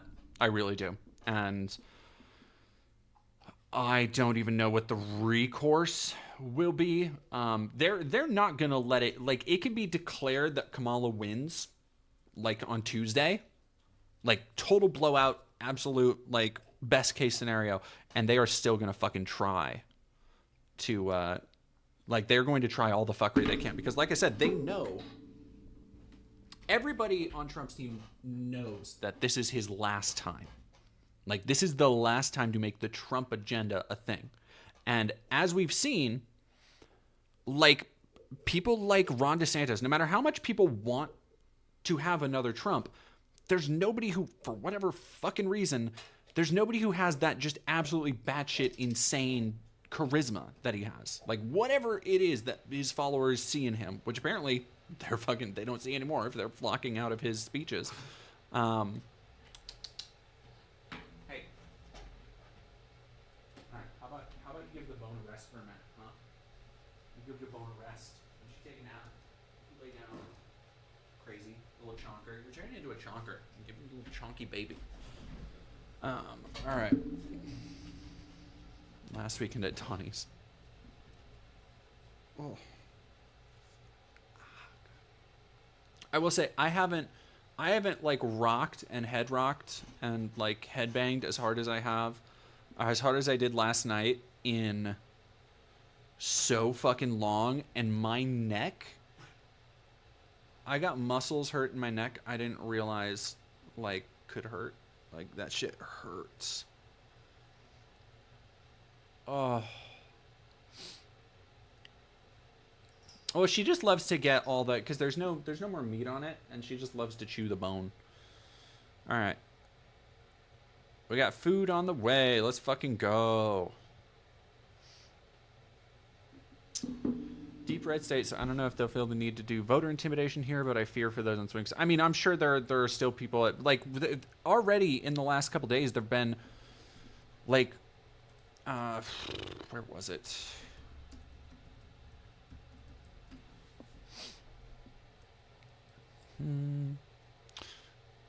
Voter intimidation campaign. Federal officials to monitor voting rights compliance during South Carolina's election. Voter intimidation is illegal. Debate surrounds controversial voters.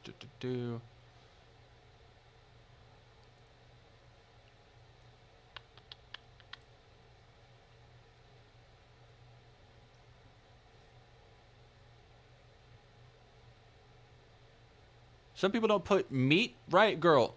Are you telling me some people don't put meat in their quesadillas? I'm in Houston? Fuck no, I'm not.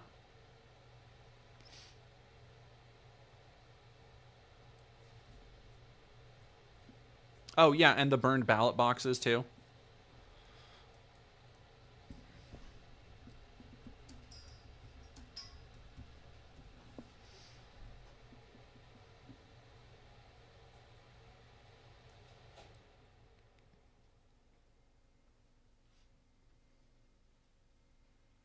Metalworking experience, 3 fires, what we know about the ballot. No, I don't think there's been any more, but honestly, I wouldn't be surprised.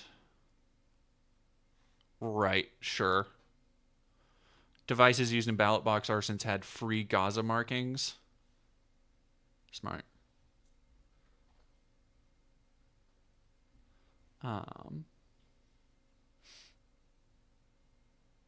Ooh, mushroom quesadillas. Hell yeah. I'll rock with that. I'll fuck with that. Vegetarian put beans on the quesadilla. I mean, like, I can fuck with it. Don't get me wrong. A quesadilla is a quesadilla. Cheese is cheese. But I want con carne. You know what I mean? I want my a shrimp quesadilla would probably rock. Looking at that, low key.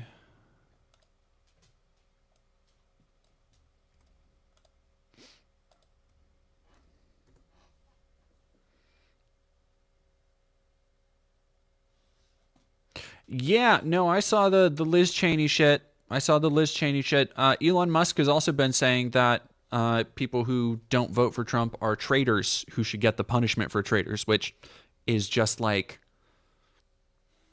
people saying that like that is essentially saying that every Democrat should be murdered.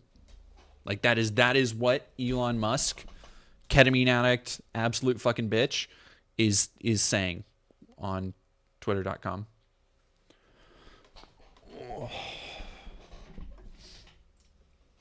Hello, dog says hello.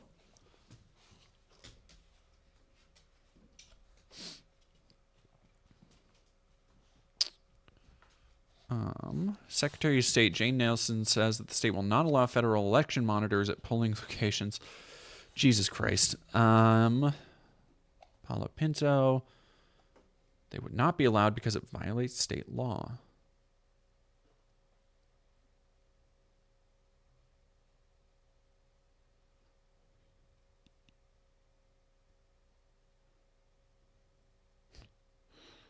Election monitors to polling locations to watch for any potential voting rights violations.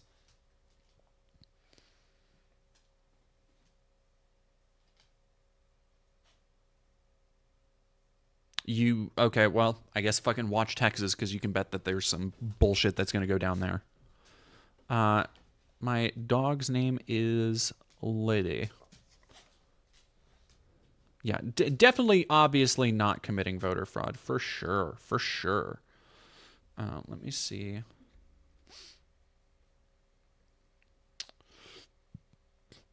All right, Lily is picking up my order right now.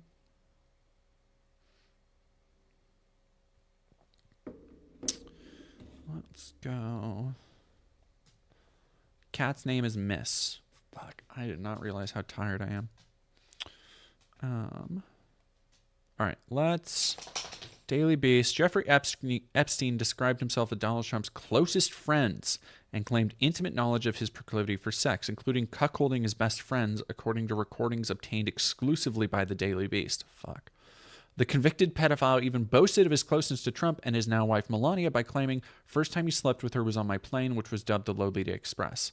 Epstein spoke at length about Trump with author Michael Wolff in 2017, 2 years before being found dead in his jail cell. Wolff was researching his bombshell bestseller Fire and Fury. The recordings cast more light on Trump's long relationship with Epstein and will add to debate over the character of the Republican candidate, especially his attitudes and conduct towards women just days before the election. All right, fuck, man. So how do you know this? That was close to straight. So I need the dump. Just give me Donald.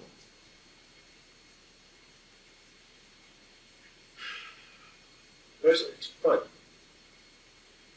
As you probably know, he had a scalp reduction because he had the same male pattern movement that we all have. He had his scalp movement, which is terrible. Donald's office, as you know, he made that. He used to be on the phone as that fake PR person. Mm. I also found it funny. I was sitting there listening to the guys from the Post talk, and Donald would say, he's a great guy. I loved working with him. And I sit there going, this is just amazing. And he'd say, Michael, come on, let's go to the office. And he'd say, tell me, what's it like in there? He'd say, you like having sex with your wife? How often do you? He'd say, it's great. Seriously, Michael, how often do you have sex? Don't you want to try? You and I can go upstairs, or tomorrow come over. There's this girl's coming in from Los Angeles, part of the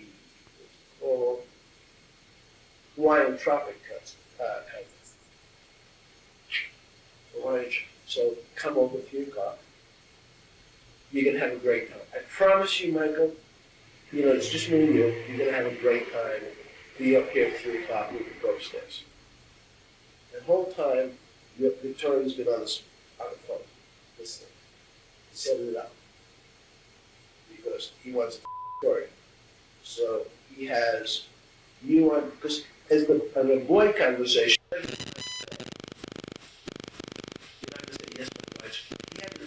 Oh, come on, man.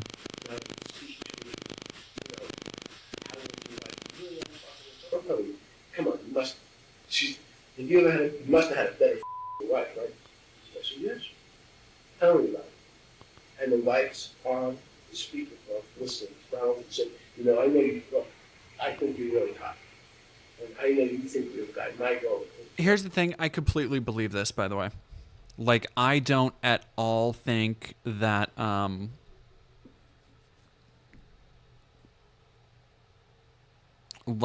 Trump...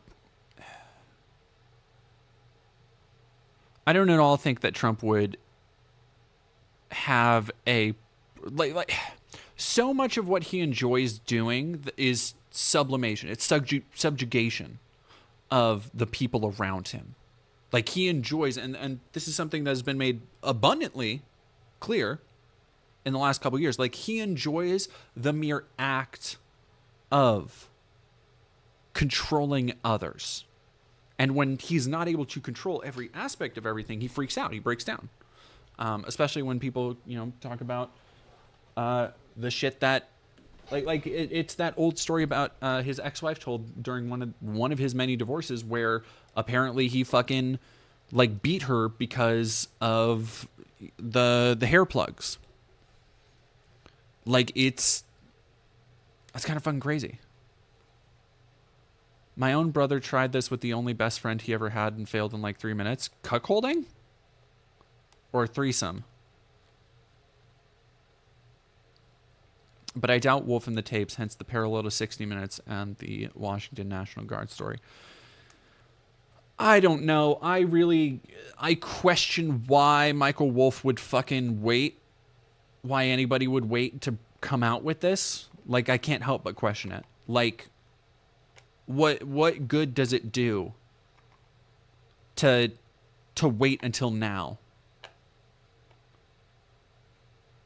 Like, even if the work that he did was good to go and get this shit from Epstein, like, why would you not fucking come out?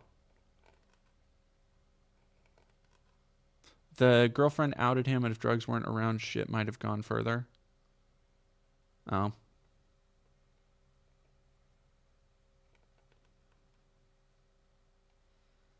Yeah, Elena Connor, you're right. Election year is peak sales. Epstein's version of the relationship between two former friends on their very different paths, one toward infamy, prison, and suicide, the other towards power, the Oval Office, and his criminal conviction for paying hush money to a porn star. Trump's camp referred to the tape's release as false smears and election interference. Two wealthy, powerful men who frequently went out on the town together, prowling for women in New York and Atlantic City. Epstein painted a complicated portrait of Trump, called him charming and always fun, capable of extraordinary salesmanship, and suggested he was personally in favor of Trump's policies on the transgender stuff. But he alleged Trump was a serial cheat in his marriages and loved to fuck the wives of his best friends. He alleged Trump had undergone scalp reduction surgery for baldness and called himself the Trumpster. Again, both of those things, like every one of these, none of this is too crazy to be true. Like, it is outlandish and insane on its face, but not to the point of like, oh, this didn't happen with Trump. Like, if most other people, most other celebrities, if somebody alleged this, I'd be like, ah, get the fuck out of here, you're lying. But like, kind of not him. Buzz Skywalker, thank you very much for subscribing with Prime. Asked by Wolf, how do you know all this? Epstein replied, I was Donald's closest friend for 10 years. Wolf shared the tape with Daily Beast ahead of discussing it on his Fire and Fury podcast on Monday. Last Thursday, he caused shockwaves by revealing a few seconds of a separate recording in which Epstein spoke in detail about the inner workings of the administration. Wolf also said Thursday that the pedophile showed off photos of Trump with topless young women sitting in his lap. Photos, those are fucking gone now. Those are on a fucking CIA black site somewhere.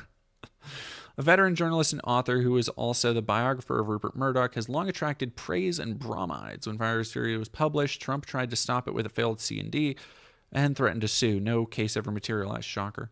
And it sold 5 million copies worldwide. Wolf, who regularly appears on the Fire and Fury podcast, wrote 2 more books on Trump and about Epstein's in 2021's Too Famous. Says he has up to 100 hours of recording of interviews with Epstein, including from using him as a source, and from years of meetings when the disgraced financier appeared to want Wolf to write a biography of him. He said decided to release parts of the archive after a new accuser, former Miss Switzerland, alleged last week that Trump had groped her in 92. The new recording offers extraordinary insights into Epstein, who in 2017 was shuttling freely on his 2 private jets between his Manhattan townhouse, his Palm Beach, Florida estate, and Little St. James. Been convicted in 2008 of procuring a child for prostitution and soliciting a prostitute in a plea deal that allowed him to escape persecution. By the way, do they talk about Alan Dershowitz?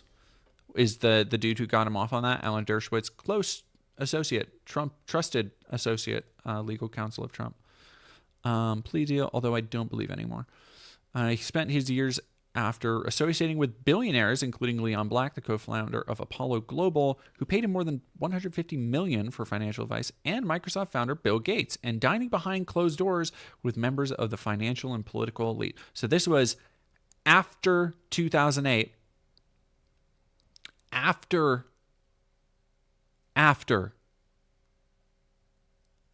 he was convicted. He was convicted. The moral fabric of literally anybody who knows that he was convicted and have not distanced themselves from him, I'm going to say is basically non-existent. Oh, yeah, I'm sure Bill Gates is guilty, for sure. Bill Gates is a fucking freak.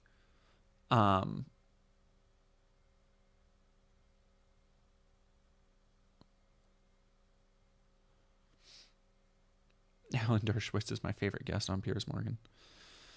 I don't think Alan Dershowitz is my favorite anything. I think Alex Jones is probably my favorite Piers Morgan guest.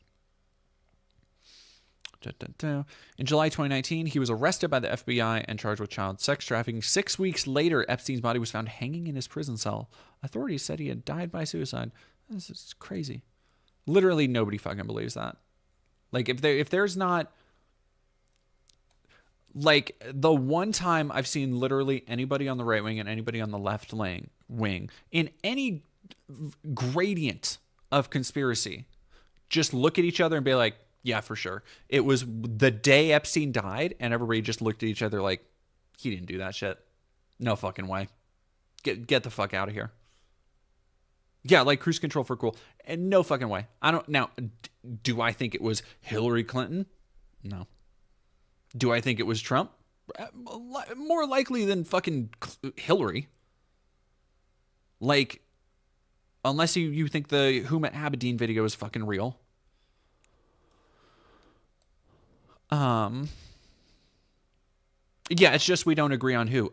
Fucking clandestine black ops organizations. Who fucking knows? I don't think it matters. Like, yeah.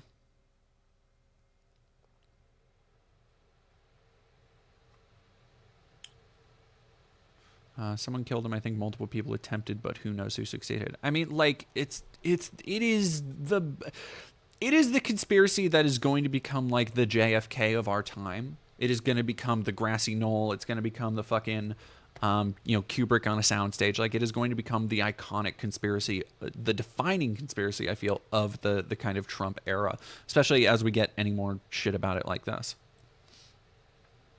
I want to listen to this. So, just tell me about his intelligence.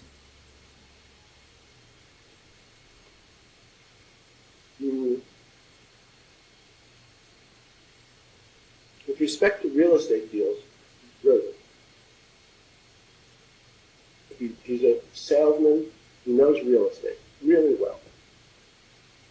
Anything else but that, he knows nothing. No history, no strategy. And I start to say about executive function. The executive function is, and it's strange because construction, by definition, is just that. First, you have the foundation. You have the steels going up. What stage? But in terms of his anything but real estate, he can't figure out if I fire Bannon, what happens tomorrow. So cause and effect, that has no relationship. In analytic intelligence? No. Now, what's this thing about that functionally he can't read, or he doesn't read, or... He doesn't. Well, he certainly can't read a balance sheet, which is funny. Another thing I absolutely, completely, like, I 100% could see that as true. Is, like, he is not, like, obviously he's not a fucking learned person. Like, obviously he's not smart. Like, obviously he ghost wrote his own books. Like, it's fucking crazy that anybody would see this as differently. There's nothing, no fucking way Trump is illiterate. The dude has misspelled so many things. His punctuation is dog shit in his own tweets, even when he's not fucking, like he's never had to be literate. Damn. All right, Lily's coming this way with my food. My order's on the move. All right, everybody shout out to Lily. Chat. We'll find out in 20 years. Yeah. If any of this shit is even ever, like, if America lasts 20 years and any of this shit is declassified. Yeah, Covfefe is a great fucking example.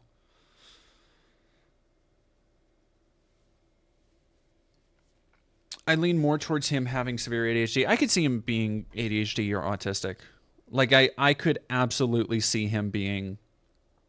Like, I think a lot of the worst people in the world are neurodivergent to some degree. Because I think it's that focus that allows them to harness whatever material conditions they've been given. Go away 1999. I hate Taylor Swift. That seems like a non sequitur. I mean, but did he actually read Mein Kampf, or did he just pretend to read Mein Kampf? And you can, by the way, you can read and still be illiterate. Like, it doesn't mean he can't read anything. It just means he's bad at reading.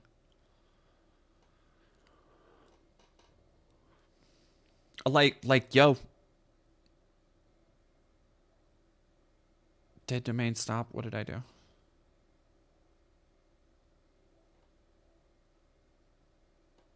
What am I saying?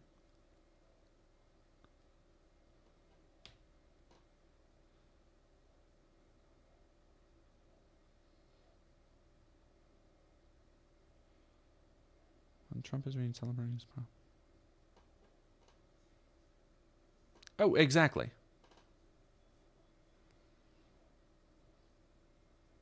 Yeah, literacy also includes comprehension. Knows the best words. Knows the best fucking words. Stop slandering neurodivergent people. I'm not slandering. I got a news flash for you. Take one guess. Who on the screen right now is neurodivergent? I'll give you 3 guesses. I hope you only need one.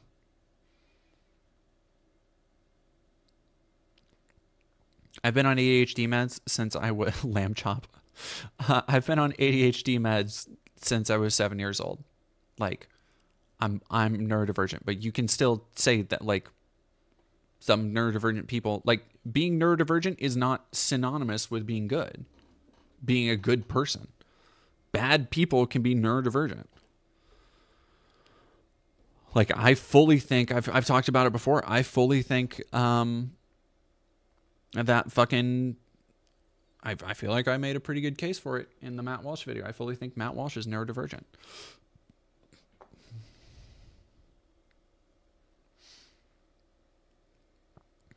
All right. She's on her way. New Miles song called Go Vote? No, I have not.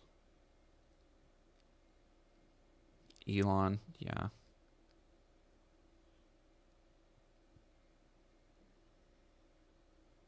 Elon. Not everyone who is evil is neurodivergent. I never said they were. I never said that.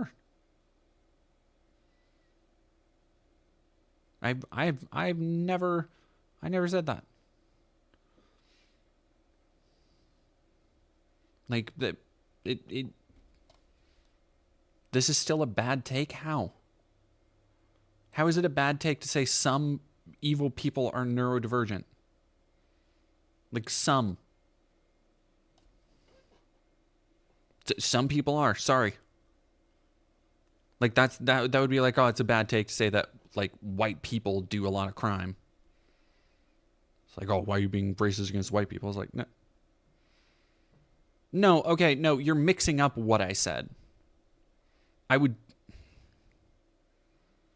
I say it that way? Did I say, okay. Did I say most? I think I did, didn't I? Damn. No, I think I mixed up the wording of what I wanted to say, or what I meant to say. Now that I'm thinking about it, I think you are right. I think I mixed up the wording of what I intended to say. What I meant to say was that I didn't mean to say that most of neurodivergent people are the most evil people in the world. What I meant to say was most of the most evil people in the world, I think, are neurodivergent to some degree. The people I'm thinking of when I say that, by the way, is Matt Walsh, Tucker Carlson, Alex Jones, Donald Trump. Like, that's what I mean. A lot of the most evil people are neurodivergent. Okay, yeah, Kira Cat. Then that's what I mean. Like, I think that a lot of those assholes are neurodivergent.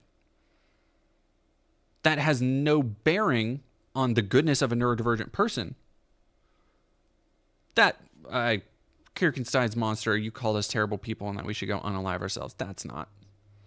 Nope, that's not the one.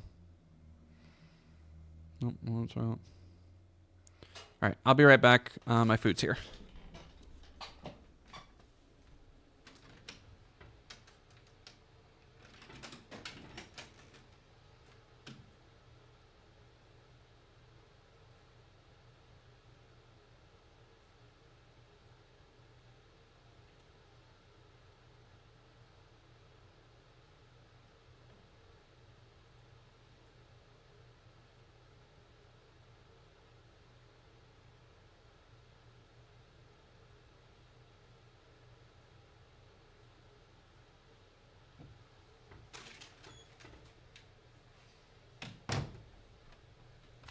Okay. Yeah, like most neurodivergent people are like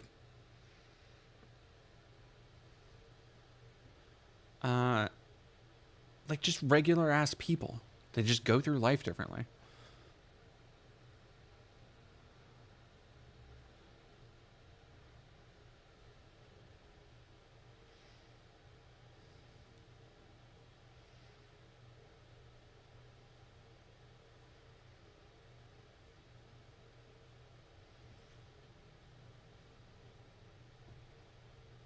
They're saying Hitler probably had ADHD. I don't think I said that either.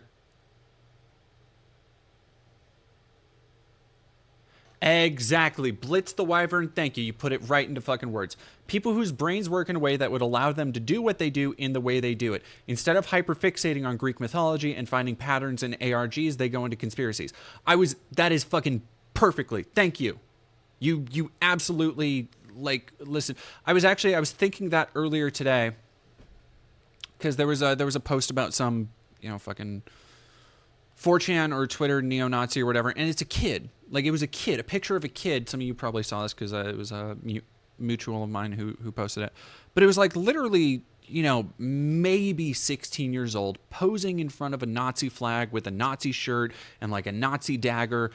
But it's like, how do you get into that state of mind? Yeah, exactly. Elena Connor, not every hyperfixation is harmless. I've talked about this before because I've made the joke as like, QAnon is what happens when you turn like 45 and you have never had a hobby. Like, because there is something to social media and social media addiction and fueling those deep dives and rabbit holes, but there's also a certain personality. It's not always neurodivergent, but there is a personality that is like very easy to reach out to and grasp because of it, whether they're prone to addiction, whether they're prone to like, doing the kind of deep dives into hobbies that addiction can often like be fueled by or fuel in return. Like George Jackson, I'm so glad I've never given this channel money. Seriously?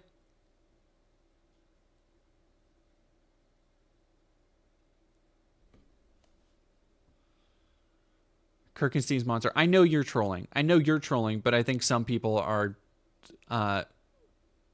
kind of being dicks in a way that's like, seriously, dude? Like I haven't earned any kind of goodwill.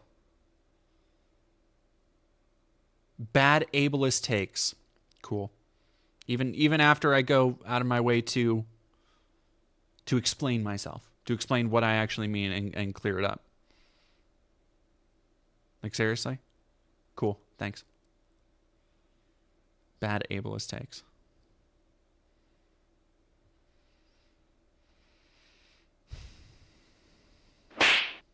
Can't please everyone, I guess. Thank you very much for the goat sticker. Boxing Cat SWL.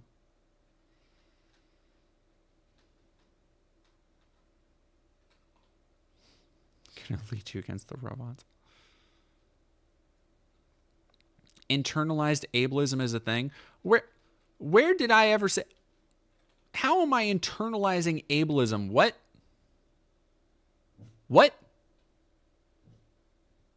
Thank you, the troutiness. I miffed, but just at the framing. And I understand that, and I apologize for that. I did not realize how I had worded it and how it would come out versus what I meant by it. And I have multiple times now.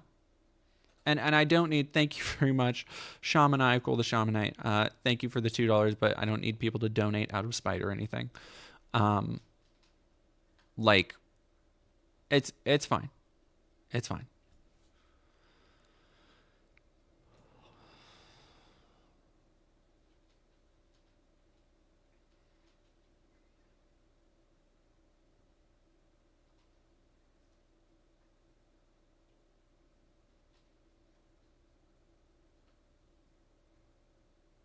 People are being really sensitive. Well, and like, it's fine that people are sensitive to that, but also like, do you really think that I'm trying to hurt neurodivergent people? Like seriously, take a moment and step back and be like, why would they say this? Why would they do this? Like, just think it through for a second. It fucking reminds me of last year when I put out the Spider-Man video that I did. And the Spider-Man video was called Into the Woke Verse, and like diversity and fandom villains or whatever I named it. And one of the first comments I got was like this long fucking tirade from somebody. And this was back when I had like 50,000 subs or something. It was this long tirade from somebody who was like, I can't believe you would do this. I thought you were better than being another anti-woke grifter, because they had read the title of they had read Into the Woke Verse and assumed that it was like a almost 2-hour video. I think it's almost 2 hours. Just shitting on wokeness or whatever. And they did not for a moment stop and take into account all of the shit. Hey.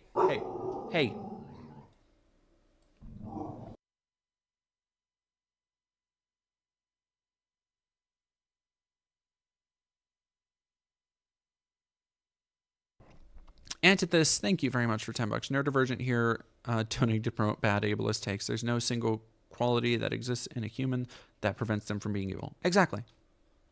Like one of the things I do not understand, like this is my neurodivergency coming into effect, but I do not understand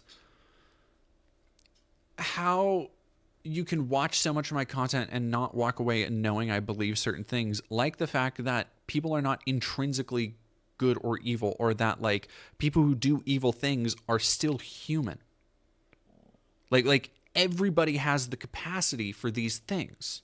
Like, and it is important to remember that everybody has the capacity for evil. It's that one scene I talk about in my Wolfenstein essay where like the idea of,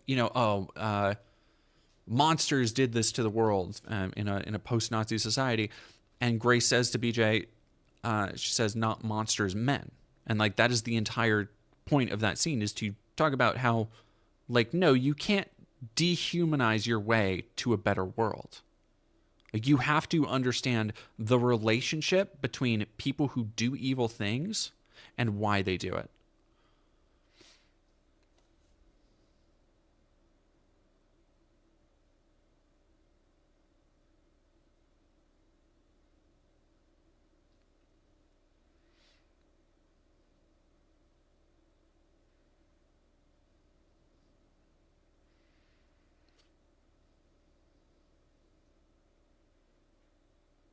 I did not say autism causes it. But again, I understand why somebody would hear it as that, but that's not what I said, and I feel I explained it, and that's not what I meant.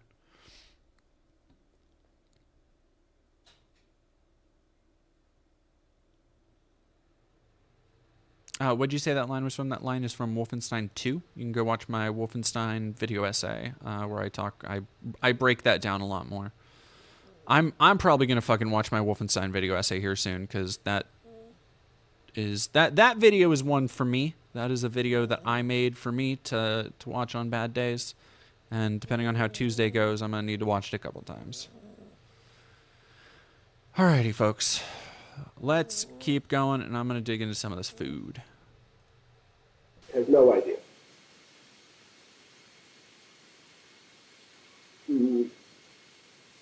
He doesn't read.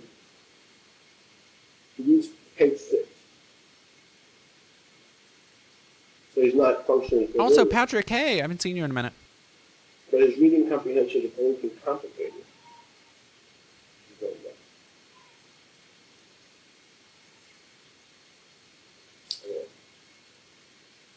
Now, what's other than he has he has a sense of humor. He can be funny. He's great, funny. What else recommends him? His ability to sell. He is charming. He is able to convince people. It's very much like Clinton. Both Bill and Donald have the ability to go over to a fat, ugly woman, say, you are the most beautiful thing I've ever seen. So he tells everybody what they want to hear, not and then it's charm. And I'm telling you that I know 4 or 5 people who have recently seen him. I just realized we're talking where he built the UN Plaza Trump Tower, Western Foundation. I was going to take the top floor. I went with Donald to see it. And it was, again, what you can pay me at that was it's a $13 million transaction. You can pay me 11, you recorded the 13 that you give 2 to the mall or something. It was always. So the idea that he's that bad, dirty business, he's a construction person in New York City, with electricians union, accountant. I don't know. I have no idea what they're thinking.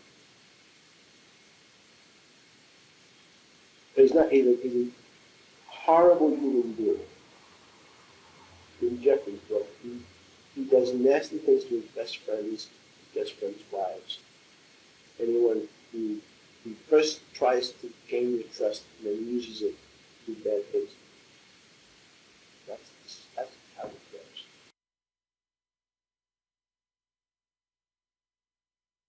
So how do you know this? That was close to straight. So I need the.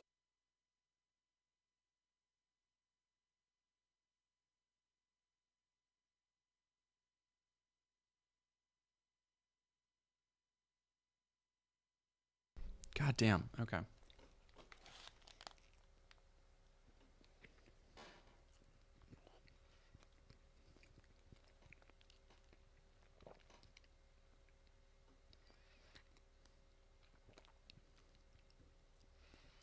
Behalf of Kamala Harris. I don't know about that. Thank you, Bruce Magson, for $2. You're canceled. I'm muted now. I wasn't sorry. Thank you, Gianna.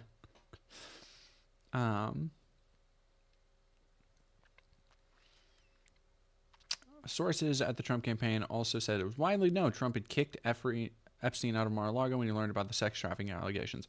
In 2008? That he should have known it in 2008. Thank you for the popping cap.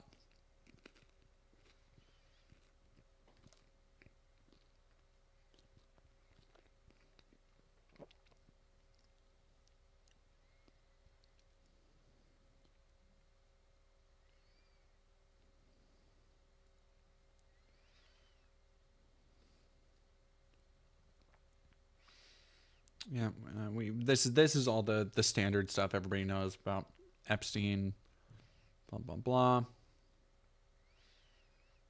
Bill Clinton, Tony Blair, Prince Andrew, Mick Jagger, Les Wexner.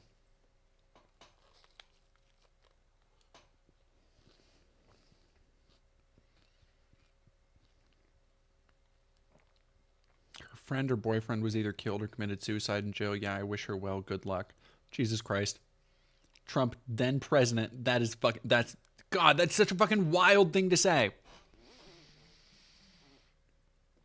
Steffi Bliss, thank you for $5. I enjoy your streams. Thank you for introducing me to Riverboat Jack. I am proud to have introduced you to Riverboat Jack. Hopefully she'll be coming on the election stream on Tuesday.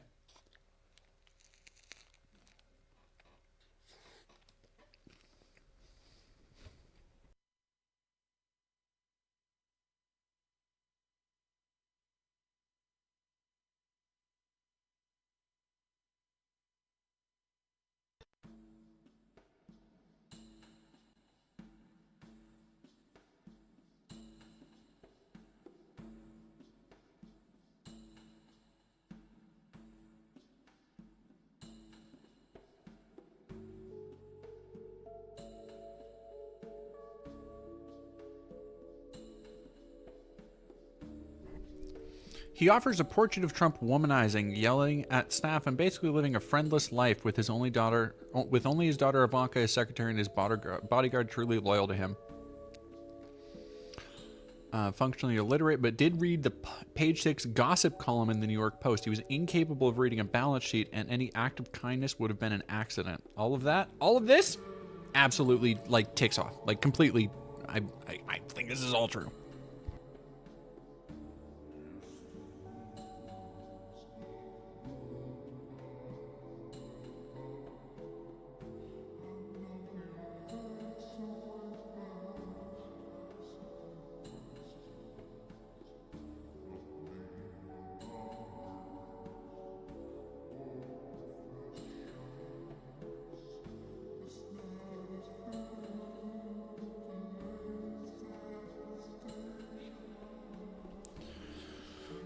On the tape, Epstein can be heard saying he's a horrible human being. He does nasty things to his best friends' wives. Anyone who he first tries to gain their trust and uses it to do bad things to them. On one occasion, Epstein alleged Trump took a woman to what he called the Egyptian room at an Atlantic City casino. Epstein alleged he came down afterward and said, it was great. The only thing I really like to do is fuck the wives of my best friends.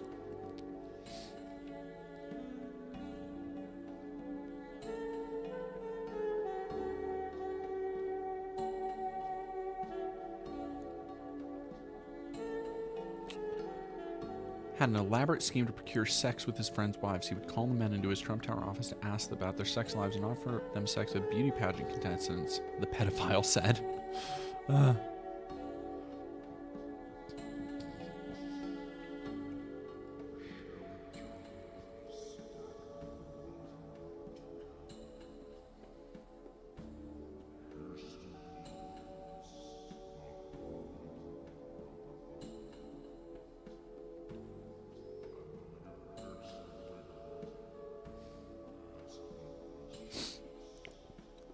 The Epstein tape includes an allegation, which is impossible to verify, that Trump had an affair with a politician in the White House. Epstein offered no proof. He also alleged that Trump cheated on both his first wife, Ivana, and second wife with a black girl. At one section, Epstein used a Yiddish racial slur to refer to black women and alleged Trump boasted to him, I'm fucking all these black women. Again, all that shit seems just... Yeah. Oh, yeah, I did see that. Bernice Panders. Did you see the story about his aunt bringing his severely disabled nephew to a rally and Trump telling her that people in that condition should just die? Yep, I saw that.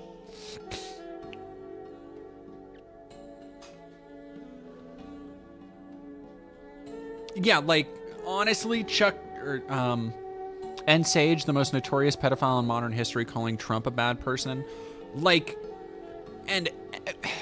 most people only know the shit about Epstein that made, like, headlines, and it's hard to put a moral value on such incredible evil, like unspeakable evil, the kind of evil most people do not ever come into contact with. I've talked about this before, but, like, it is hard to even imagine the depravity that people endured under Epstein.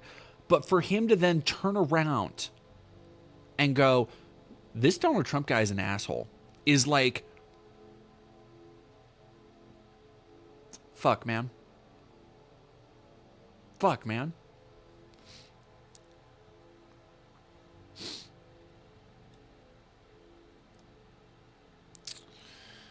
Epstein offers his eyewitness account of Trump Tower in Trump's office, where he said Trump had fake honors on the wall. Again, I completely believe.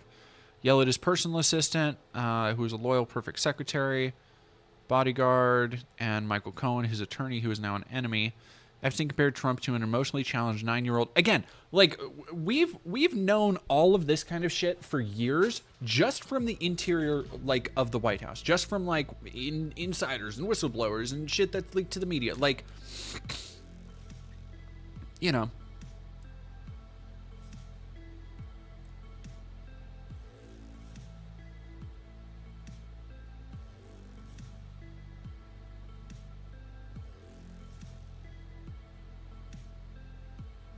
Unleash the Archers. Yeah, I do actually listen to Unleash the Archers. I'm like, why does that look familiar? Yeah, no, I really like their last album.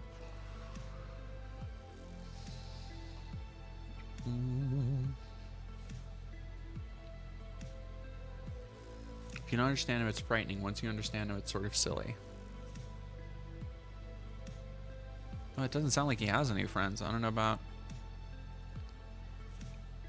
charming in a devious way. To some extent, it's a typical tragedy where he believes his own bullshit.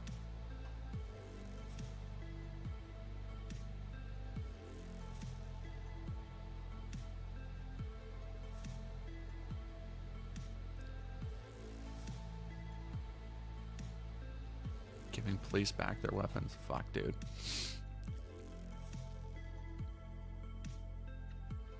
In a deposition released after his death, Epstein admitted under oath that he dropped the names of people he had never met. This was another thing. He did like to brag about, like, just so much of this I want to believe is true because it rings true specifically for Trump, but also Epstein is a fucking known liar. Long-standing friend of Epstein denied any association, of course. Ivanka was photographed with him as a child, but Kushner had never been known to be linked to him. Barack appeared in a leaked appointment diary from Epstein from 2016. A corporate raider and longtime Trump friend was in Epstein's 97 address book.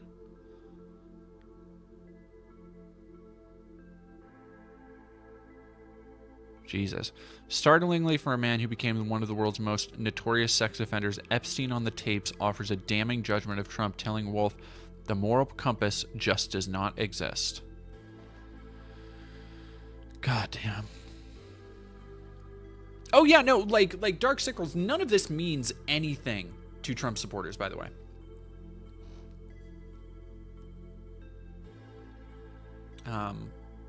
Like this is another in a long line. They've gotten so used to the script of, you know, the Democrats are trying to. Hey, bug.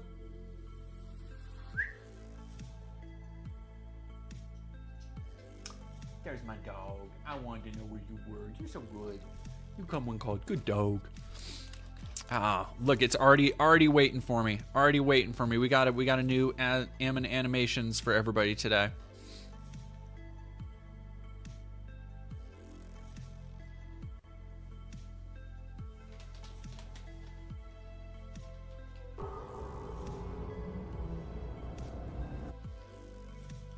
Let's go. Oh, this is the, I think this is the,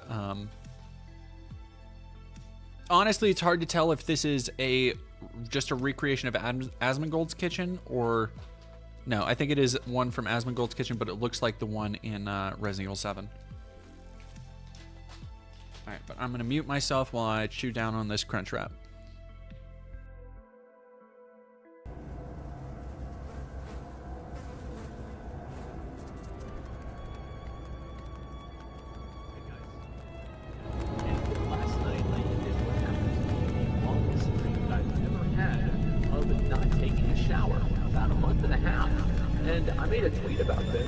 Said that I hadn't showered in a month.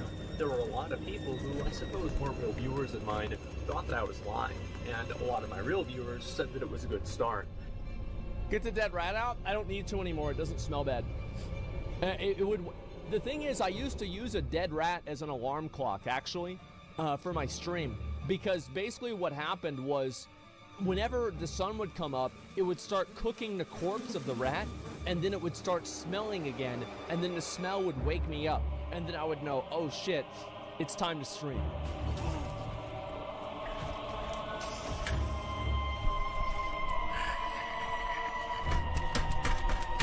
Fuck!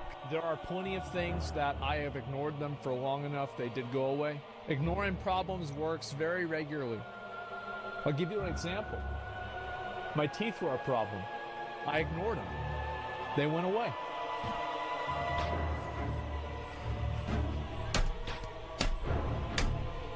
Fuck!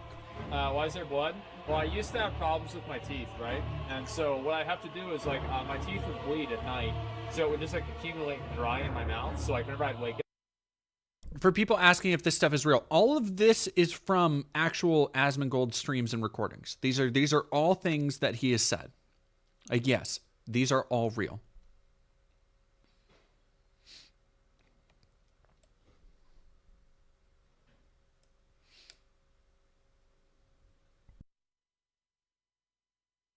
I take my finger and I just dig it out of my gums, and I just smear it on the wall. Dude, come on! Are you fucking kidding me? Are you kidding me? I just think the entire video game industry has gone woke and gay. Like, what happened to a masculine dude with a hot chick on his arm? I love the idea of Xbox Game Pass, but I... Is that one fucking dumbass? Is that Andy Pants Gaming that he's doing? He's showing... Oh, God. Andy Pants catching strays on this is so fucking funny. I love this. I love this. Absolutely. Where every time I open it up and look for new games, there's just so many games that look gay now. These different social issues, I think, for a lot of gamers, and I find it to be very disappointing to see it whenever I'm watching like a new trailer on my stream, and there's, oh my God, there's a fucking black person. Oh my God, there's a woman. And then I see my chat stream, and everybody is spamming woke. They're like, oh, woke game. Oh, no, another girl protagonist.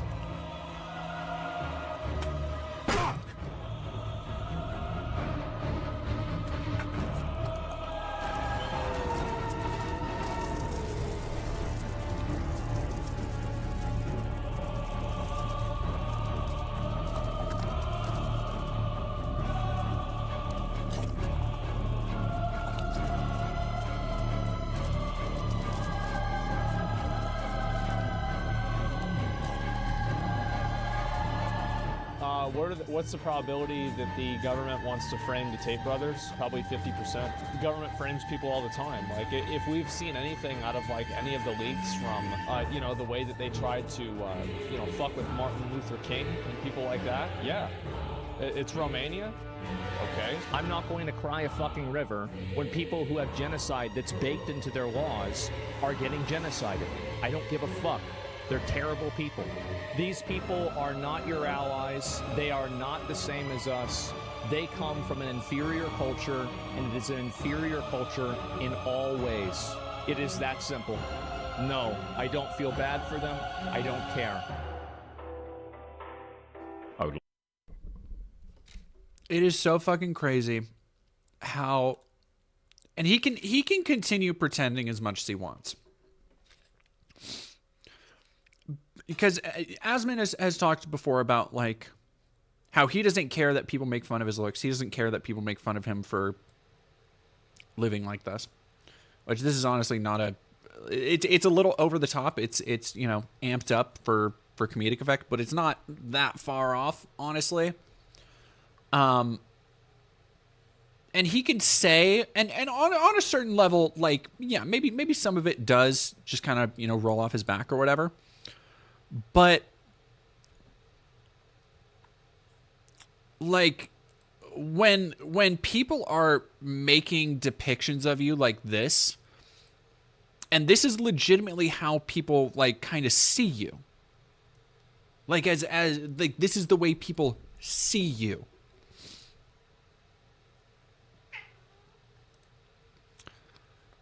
Like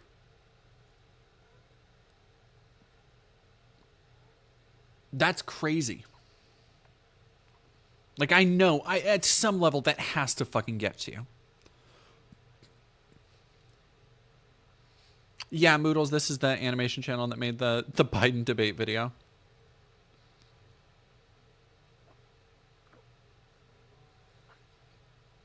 That's crazy. Oh yeah, no, Persephone, Ammon Animations makes good shit. I don't think there's one we haven't watched on him, because when we were, for a while there, we were doing pretty damn near like there was a time period, probably around, was it around this time last year? No. Where we were doing where we would have like cooldowns at the end of streams, and I just kind of stopped doing it because streams would either go too long or I was too tired or too busy. But I mean, like, hey, there's nothing wrong with being a little messy sometimes. Look, again, as somebody who's fucking neurodivergent, and so many of you can probably identify with this, when I am focusing hard on something, all of my surroundings go away. Right. I've talked about this before, how I have these kind of flow periods where when I'm getting close to finishing on a big project, like one of my big videos, which I'm probably getting ready to go into, not this next week, because this next week is going to be election and recovery, But the week after, I'm probably going to go into the state for the video I have where I've interviewed 5 former white nationalists. Somebody who worked with Atomwaffen Division, somebody who worked with alongside Richard Spencer. I interviewed Robert Evans from Behind the Bastards, who is not a former white nationalist. But I interviewed him as in the capacity of being an expert on the subject, or somebody who's studied it for a long time and written books on it, and on accelerationism and stuff like that. So, big project. What I fully expect to happen through next week or the week after is the same thing that always happens, where I hyperfixate on finishing and getting to the end of the day or getting to the end of the video. And that means that not only will I be hyperfixating, I'll probably be working like 12-hour editing days. And between, taking care of myself, eating food, walking my dog, doing everything, keeping up with the minimal things that I do. I don't skip bathing. I'm very cleanly. But my life around me, my apartment, falls into disarray for about a week generally.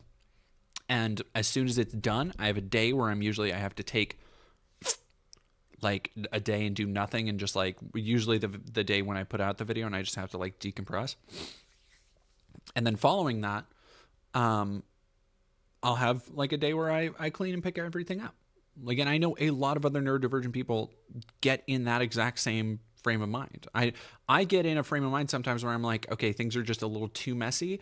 I'm going to hyperfixate on hyperfixate on cleaning. Okay, this thing is out of place, so I'm picking this up, and actually, you know what, that's out of place too, so I'm gonna pick that up. Yeah. I get it so bad I have 2 laundry baskets to put away. I'm also cramming for a math and bio test tomorrow. I understand almost none of the math. Yeah. No, Blitz the Wyvern. You got it. You know exactly what I'm fucking talking about. I actually need to do laundry because I was planning on not doing laundry until I moved into a new place, which should have been now. But that obviously didn't happen, did it? It's fine. Let's watch. Somebody wanted to watch the Matt Walsh one. Matt Walsh is pretty good.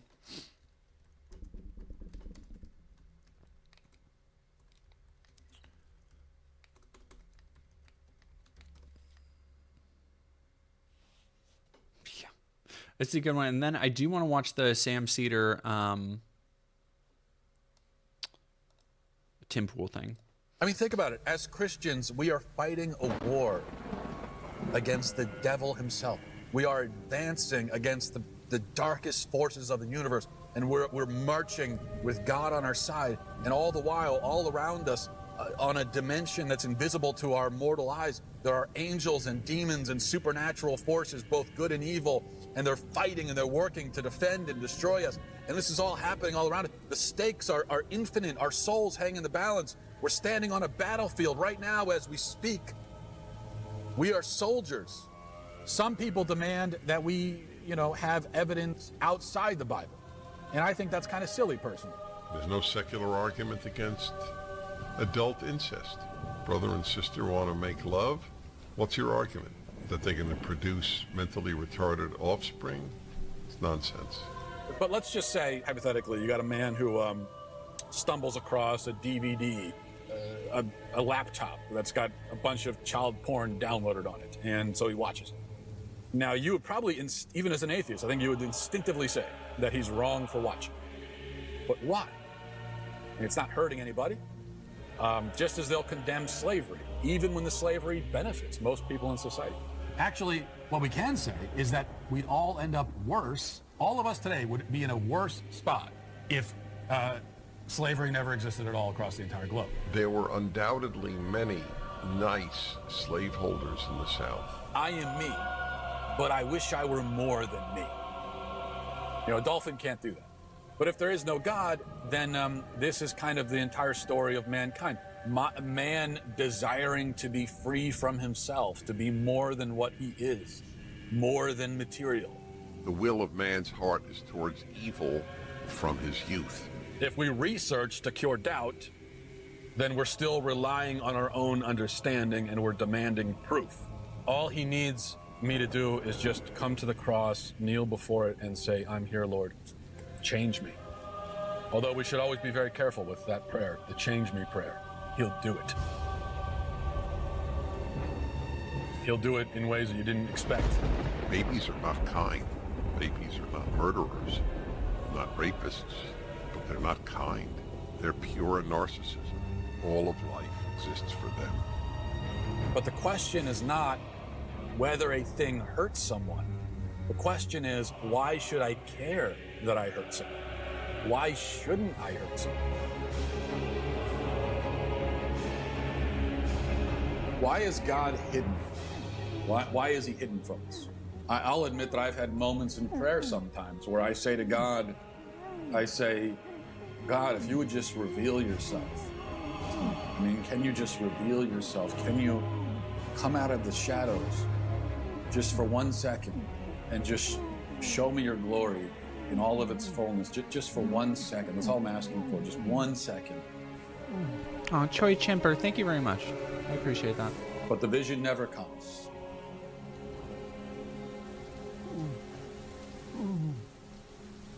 But what is a woman?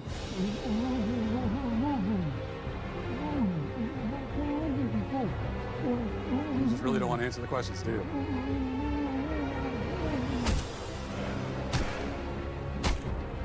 I want mommy, I want milk, I want to be held, I want to be comforted. And if you do not do all these things immediately, I will ruin your life. Ever since the beginning of time, teenage girls have been getting pregnant. Girls between the ages of like 17 and 24 is when they're technically most fertile, okay? That's biological. That's a fact, all right? I'm just stating facts. That's all I'm doing. So what I'm saying is that the problem is not per se teenage pregnancy. It's unwed pregnancy. That's the problem in society. I violate my kids' consent all the time. Congratulations, Elon. 4 billion views.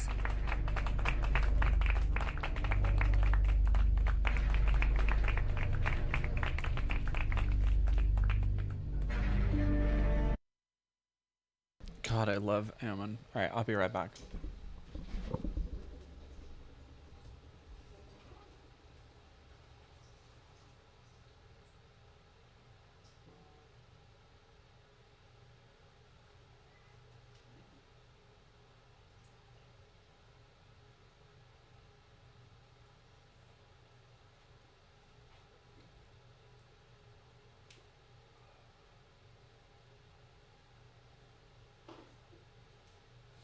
Can't have water. You do not need to drink all the water all the time, dog lady. Stop it. Okay, let us do Sam Cedar and Tim Pool. Let's go. Was it on Tim Pool's channel or? Tim Pool suffers midlife crisis once.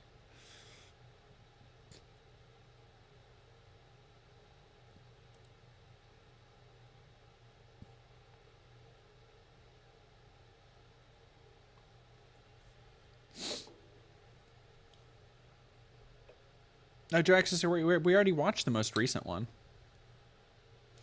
Yeah, Joey Chemper, I will be doing an all-day election stream where we'll be hanging out, chilling out, playing video games, and kind of keeping tabs on the election. But we are not going to be like literally watching every degree of the polls.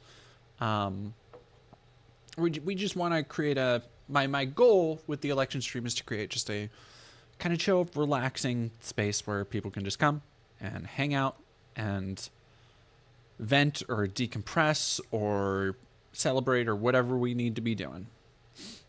Ms. Genderland, thank you for $10. I think you're pretty amazing at what you do, and please keep doing it. I just want to support you a little since I've been watching you quite a while without really talking much in your chat. I appreciate it. Thank you so much.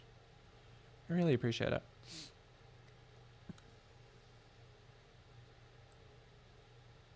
Mr. Houdini, I'm probably going to start Sam around... Cedar, welcome to the show. I don't know. Oh, he's in the studio. Sam Cedar, what a fucking nightmare. The transpositions. Hello.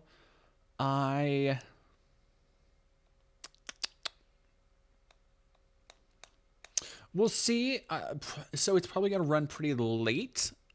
If it kicks off real early, like if I wake up and it's like the fucking beanie is crazy. If it kicks off really early and I wake up and polls are just gunning, which might be the case, I'll probably hop on around 9 or 10. And I will probably have to tap out around, if that's the case, I'm probably tapping out around 12 or 13 hours. Because I have a lot of energy. But with everything else happening, I don't have the energy to fucking go insanely crazy.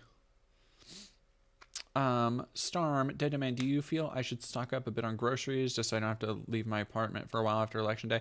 I'm always a fan of having the groceries you need, man. Like if you want to make dinner, you want to go get a little bit of grocery shopping done.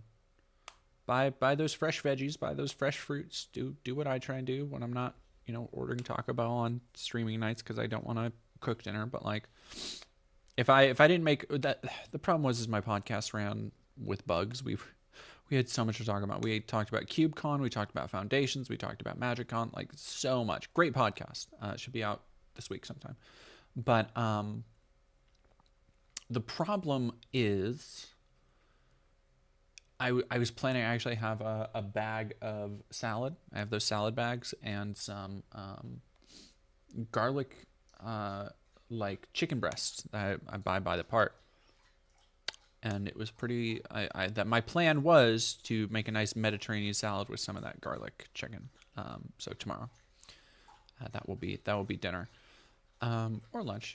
It might be lunch. We'll see. Yeah, we already watched Draxus. We already watched the Ammon animations of Asmon. Oh, thank you very much, Mimi.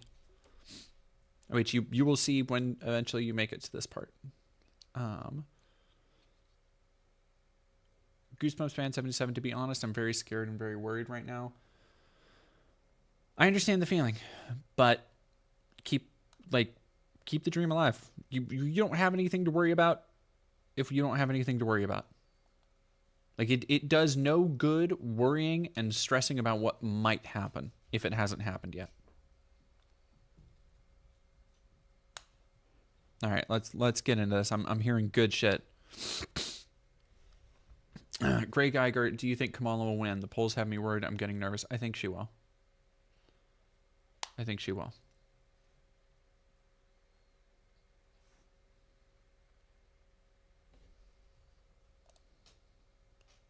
a good one. I like it. He's got his own beanie. That's right. 20 years? What's that? 20 years? Is that 20-year anniversary? This is. I think it's already so funny how Tim is like trying to not be offended. He's like, he's got his own beanie. Sam, the beanie is my thing. Don't you know that? I'm Tim Pool. The beanie is my thing. I yell at people for trying to take my beanie off my head because people might be able to identify me without it. What? All right. Yeah, I'll be right back. Actually, a gift for you. Oh, right on. There you go. Yeah, I'll put it on the shelf. See all like the weird knickknacks that I have. Yeah. Well, that's actually for your baby. Oh, thank you very much. Congratulations. I understand that you're expecting. Is that right? Absolutely. Yeah. Nervous. I hope that's you're getting fucking sleep. crazy. I think I got 6 hours. That is, unfortunately, that is a really classy move from Sam. Oh yeah, no, those are we've talked about it before, but those are absolutely Magic cards. Like those look like, some of those look like beta cards or alpha cards, maybe even. Well, they have the white. One of them has the white border, so that's probably unlimited or fucking Chronicles. But like, I wouldn't be surprised if some of those back there are like an alpha. Well, I mean, Tim Pool lives in a state of suspended animation. Like he really wants to be like 12 forever is kind of his thing. Mr. Hot Indie Guy, thank you for $5. I'd be looking for your stream on election day. Your streams are comfy, you kick ass. Thank you. Also, please sell some Dead Domain branded HRT. I'll buy. I don't know if I can legally. Tonight. Well, I'm saying. John Bainbridge, a beanie for a baby? What are we, some kind of beanie baby? Is your baby born already? No.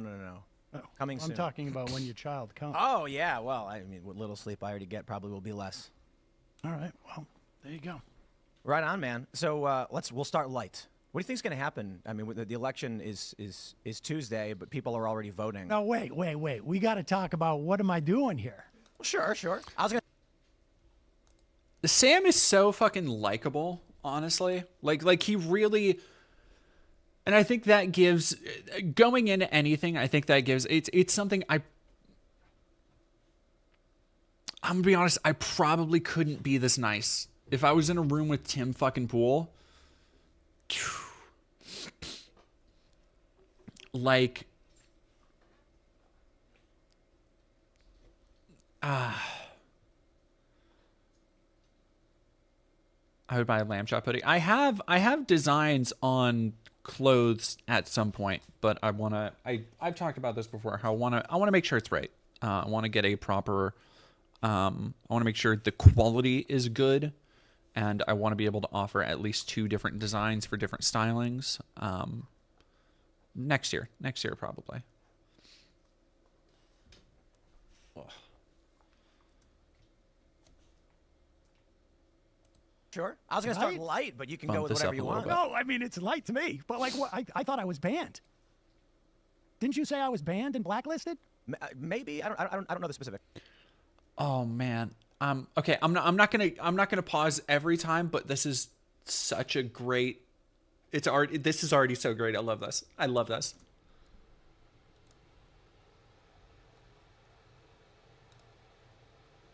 you have to...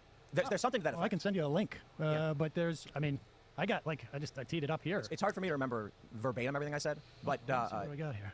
I would say... Oh, I mean, you pretty specifically banned... Did I say no Sam Cedar at all? Well, I think so. Here, wait a second. Sam Cedar's blacklisted by a lot of podcasts. Yeah. Did I say us? I'm not exaggerating. This is not a joke. Yes, there are many large podcasts that have outright said they will never work with him. It has nothing to do with being afraid to debate him. Sam Cedar's off the list. This guy is a manipulative, lying con man. I mean, that's pretty... Oh my God! Oh, Sam Cedar! Oh, fucking... And it's at this exact moment Tim Pool knew he was fucked. Oh, fucking Sam Cedar off the top rung with the fucking receipts. Are you kidding? That's so fucking clean. You can't... Chat is based already being a dick. Awkward. Like, oh, the fucking chat. Man, how... He did low several times. That's fucking so good. Oh my God. Now, again, Sam is much nicer than I would be in a debate format like this, but this is exactly the kind of shit that I would do. This is exactly the kind of shit that I have fantasized about getting into a debate with somebody and having the receipts, a fucking document of my research ready to go. That's so clean. That's so... Oh. Strong stuff. My confusion comes from, did I say I would never have you on? Have anything to do with him. And that's why Sam Cedar makes all these videos and he focuses on drama. I mean, the man's obsession with Dave Rubin is laughable. I agree with that to this day. Oh, no, I actually, I have Did I say no reason for that. Did I Of course. say I would never bring you on? Oh, yeah, you did. Okay, I might have. I mean, I don't know if I have that specific video teed up. I might, though. I may have. I usually, if I get like heated or something, but I tend not to be as definitive on things like this. Well, it wasn't just...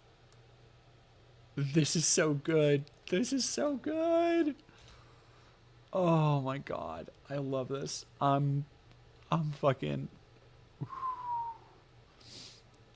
Oh, let's go.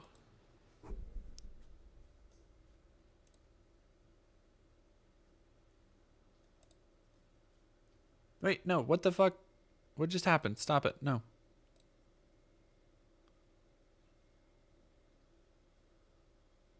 What the hell? I mean, that's pretty strong stuff.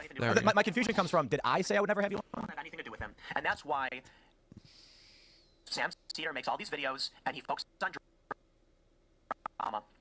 I mean, the man's session with Dave Rubin is laughable. I agree with that to this day. Oh no, I actually I have Did I say no reason for that. Did I say, Yeah, of course. I would never bring you on? Oh yeah, you did. Okay, I might have. I don't know if I have that specific video. I might have. teed Oh, up. I don't know. might. Did I ever say that? I may have. I usually, if I get like heated or something, but I tend not to be as definitive on things like this. Well, it wasn't just that one time too. When you went on Patrick Bet David's show, you said the same thing. Well, but you know it's true.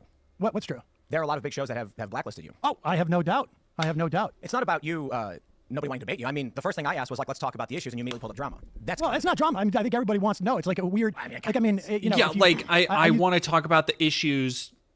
No, people want to know what, how, why is he on the show? No, Sam is absolutely right. Like I tried to make it about the issues. You wanted to make it about drama. It's like, no.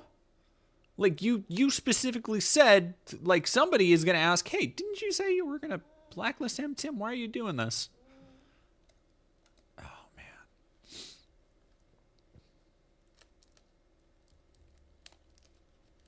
to be a scriptwriter, and if you put a loaded gun in the first scene and you don't resolve it, people are going to be distracted. So this way we can just deal with this, get that out of the way, and then move on to stuff that is more, I think, like substantive. Yeah. But that's it, right? It's not my business to tell other shows that have brought it up. But no, I'm not concerned about other shows. I know. I'm just curious. What am I doing here? What are you doing here? Yeah, I decided to have you on. I don't know. I figured. I love how he doesn't even fucking seem to know. He's like, what the fuck? Why'd you fucking invite me here? So there's like, I don't really have conceptions of you. This started because you said something that was untrue about my position on the death penalty, and I was like, I think Sam saw a clip that someone pulled out of context and didn't actually hear like my 2-hour diatribe on. Yeah, no, I don't. I think actually what I was talking about, I don't think I ever said whether you believe in the death penalty or not. I mean, you cited a quote where you said that I said something like... I cited a quote, or did I play a video? At the beginning of a video, Tim Pool agrees that people who commit treason should get the death penalty, which is... Is that right? Do you have the video? You must have the video. No? Oh, wait a second. And I just went, holy crap. Let me see if I got it, because I'm pretty sure I remember this. It was in the context of you suing Kamala Harris, and you were on with Laura Loomer, right? And you said the words...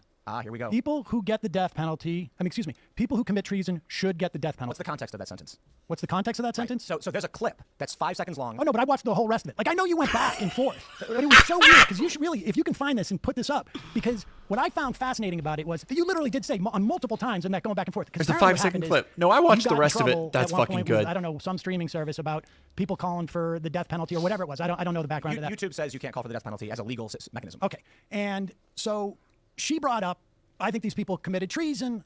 They should get the death penalty. And you... Oh, sorry. You said... I don't know if she said, I think... I don't care what she said, really, for this sake. But I'm quite sure you said, if you commit treason, you should get the death penalty. Now, what words are you missing from that sentence? Because it sounds like you just heard a clip. No. I watched the whole thing. Okay, well then. And then at one point afterwards, okay, so let's pause. We'll break this down. Sure. Is it currently codified in law that if you commit treason, you are the penalty is death? What do you mean by codified? Like, is U.S. law states that the penalty for treason is death? Not necessarily, but it is one. It is, right. The penalty for treason is death. What is the penalty for murder? It varies. It can be the death penalty. Exactly. So it's the exact same dynamic as treason. Yes. So if we're talking about, in that context, people levying war against the United States, to which I said, I don't believe any of these people committed treason. Correct. Sedition would be trying to undermine or cause damage to the government. Correct. Treason. That's not the issue. Right. And so the context of that conversation is one, I don't agree with the death penalty. In no circumstances. Oh, thank you very much, Full Auto 86. I'm glad you like that. If you committed treason, I like when people get the watch death my penalty. gaming videos. Okay, so once again, would you agree if someone commits murder that they should get the death penalty? No. I agree with that. Right. But you did say if they commit treason, they should get the death penalty. So if we're talking about the penalty for levying war against the country, whether you want it to or not, if a judge sentences someone to death, should they get the death penalty? If a judge, I don't think people should get the death penalty under any circumstances. If someone is shooting at another person, should they be shot at and killed? If someone's shooting at another person, should they be shot at and killed? If someone is committing an act of violence, actively, is it within the legal rights of a person to an act of violence actively? You mean self-defense? Yes. I think so, yeah. Right now, whether you want it to or not, if someone robs a liquor store, should they go to jail? Should they go to jail? Under the current laws, regardless of your opinions, should the police arrest the person? Should the people arrest the person for robbing a liquor store? Yes. I mean, I think they should, yes. You think in literally every single circumstance, then, no matter what happens, if someone commits a robbery, they should be arrested? I mean, I suppose there could be extenuating circumstances, but yes, if you commit a crime, you should be arrested. So the clarification that I'm trying to make, it's not about, I don't think there's any real reason to try and go back and parse semantics. The concept was, if people are levying war against the United States, such as we're on the battlefield somewhere in Iraq or whatever, right? Wait, this whole thing was about treason, where you were saying that... Do you want me to explain the ideas, or do you want to just... Do you want me to explain the ideas? Well, I want you just to address what I'm talking about. Yeah, like, address what... Do you want me to... God, he's so fucking condescending for somebody who has, like, just air in between that fucking beanie. Like, do you want me to explain the ideas? Bitch, you're just giving hypotheticals. Like you don't have what ideas? Apply whatever hypotheticals you're trying to develop, apply those to an actual framework, apply those to reality. That's what Sam's fucking talking about here, dude. You're getting fucking curb stomped. Instead of talking about war. All right, go ahead, please. Treason is levying war. Treason is levying war? Or providing aid to the enemy of the United States in time of war. Well, it also, you can be, I mean, there's been people who have been charged with treason when we're not in an active war, but yes, I guess. I mean, but however you want to parse this, treason is a legal charge against somebody, and there are multiple potential penalties for that, one of which includes capital punishment. And the just for the sake of clarity, because in the show we're talking about, we're not talking about specifics of someone may or may not be wrongly charged. If you're asking me why I would say something like should be, it's rooted in this: treason against the United States shall consist only in levying war against them or in adhering to their enemies, giving them aid and comfort. No person shall be convicted of treason unless on the testimony of two witnesses of the same overt act or confession in open court. So the issue at hand was when we were talking, and I said I don't think any of these people committed treason. I don't think anything they've done is worthy of death. I don't agree with the death penalty. The return is, but what if they're levying war against us, and then someone decides their life should be forfeit? I watched that video, and in fact, I remember this now. Actually, we were going over the ridiculousness of your lawsuit, and I said, you know, Tim says he doesn't agree with the death penalty. That's fine. And then they played more where you say, if you've committed treason, you should get the death penalty. I mean, and the interesting thing is, then I watched, hold on, let me finish. And do then, you want to do a drama circle jerk, or do you want to actually talk about the ideas of the death penalty and what should or should not? He is. No, I think I personally am against What are you the death talking penalty. about? I think you are maybe against the death penalty. I'm 100% against death penalty. But what I found fascinating, it was as if you watch that video as it goes further along, maybe you can release it. I don't know if it's behind a paywall or what. I watched it somewhere, so I know it exists. Maybe it was on Rumble. And if you go along, it's almost like you catch yourself and you realize, like, wait a second, I'm against the death penalty. So, no, you shouldn't get capital punishment. And that's one of the things that I think, like, in terms of, like, that I've always found fascinating about you. And that there's actually a great video by Timba Toast on how you vacillate between shout out to Timba on different Toast. Political ideas as a way of, like, maintaining God, if Sam Cedar were to brand. ever shout me out, I would fucking die, dude. I'm not exactly sure what you think the brand is, but here's the challenge. You know, if I post a joke on X that is, like, over the top. For instance, I tweeted, Kamala Harris is like Hitler and Stalin times 200, and she's going to start 800 wars. That was actually written about in various liberal outlets as if it was a fact statement. And so I'm sitting here being like, can they not tell? Well, there's Poe's law. I get it. Sometimes they don't. But the issue at hand right now is just semantics. So instead of saying like, well, Dude, we're in the communication business. Like, our words are important. Now, listen, I certainly understand people misinterpreting a tweet. Believe me, I've been there. I will just say this for the sake of clarity. Right now, regardless of my opinions on law, should the law be that someone will receive the death penalty, then they should receive it. I oppose it. But it doesn't necessarily, the treason, the punishment for treason is not necessarily the death penalty any more than it is with murder. All right, so let's just try and... Why would you ever say, if you're against death once penalty... again, misconception I'm trying to get past, so let me explain. Okay. In the circumstance where someone has committed a death-worthy trespass, I oppose the death penalty. I would advocate against it. We recently had a big case where there were two instances where people put to death one guy. The family even said it shouldn't happen. They had to deal with the prosecutor, and it still happened. And that was, I believe it was, who was that? That was Missouri. Mm-hmm. And a lot of people watch my show were quite outraged that a family would say no. But the issue at hand is, I don't assert myself over the rest of the country in law, which means if the mechanism of the courts is as such, that's what should happen. I will fight against it. That's the semantic misunderstanding. Oh, all right. Let's just put it like this. Because you were so offended. I mean, the reason why I thought I was here was because you were so offended that I said you were against the death penalty. You said I was for it. And I got confused when you said someone should get the death penalty. Under a mechanism of law that I oppose. Well, you never said those words. But that was the whole conversation. No, actually it wasn't. Literally was. We could play it. But I mean, look, how about we just, instead of going back and forth and saying it was the show where these things said, we laid it on the table, there it is. Okay, there. Death penalty should be opposed. We agree on that. The government is a failed arbiter of who should live or die. This mechanism doesn't work at an institutional level. I don't know that anybody is a arbiter of who should live or die, but yes. Excuse me. There is some context that is more challenging, such as if a man pointed a weapon at your children, would you decide that he should die? There's an Asmongold reacts to Ammon. If someone pointed a weapon at my children, I would attempt to do whatever I needed to do to stop them. But that's different than including lethal force. I mean, if that's what it took, of course. So that is you making the decision that you will take action which may lead to the death of an individual. Oh yeah, I mean I would suffer the consequences, but I don't believe in general that in capital punishment. I mean, that's not capital punishment. That's I agree. I'm just saying self-defense or in certain circumstances, a person will decide someone may be about to die. And there's other issues, of course, like whether to render medical aid is a different circumstance. If someone is already dying, then there's if someone is in peril but you can't save them. But in terms of a human being making an active decision to end someone's life, there are many circumstances where someone will decide they are the arbiter of that decision. I will come back to this. Police officers do it every day. Soldiers do it every day, and often regular people. We have the Penny trial in New York right now, where you've got the trial going on for the Daniel Penny in New York, where he put that guy in the chokehold and the guy died. He made that decision. Let's go.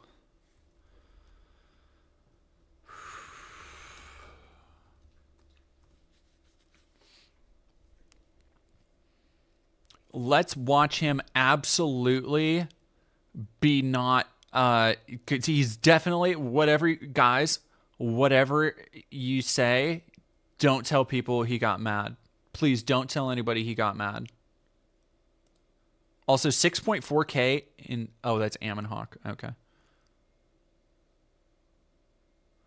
Who made this? I'll watch this. Okay, what is it? Asmongold, Eldritch Gamer. What?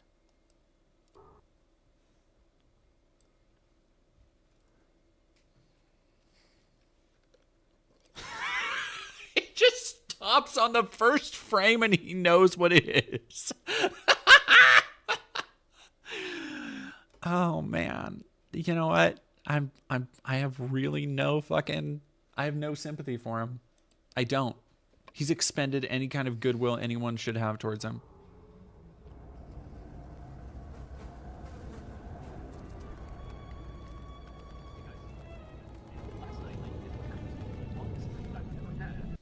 That is the house from Resident Evil 7. Yeah, okay. I was right.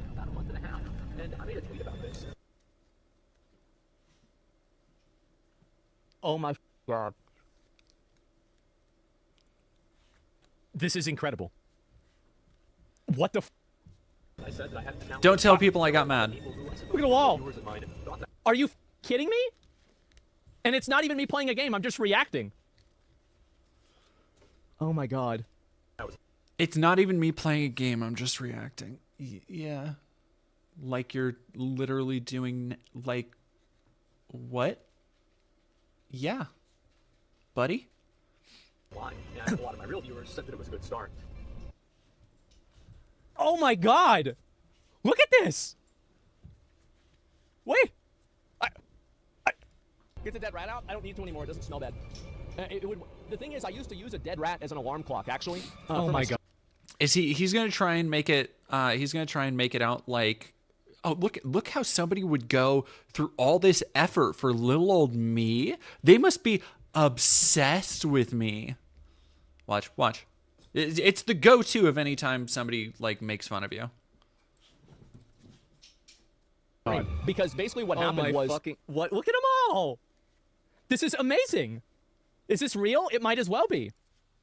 Whenever the sun would come up, it would start cooking the corpse of the rat. Not the thing you would want to say, dude. And then the smell would wake me up, and then I would know, oh shit, it's time to stream.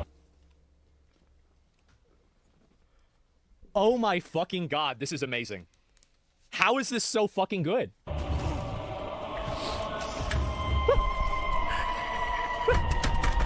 Fuck! There are plenty of things that I have ignored them for long enough. They did go away. What is he doing? Ignoring He's problems like works twitching. very regularly. Isn't this the music for a boss in Dark Souls 2? Look at this. I'll give you an example. My teeth were a problem. I ignored them. They went away.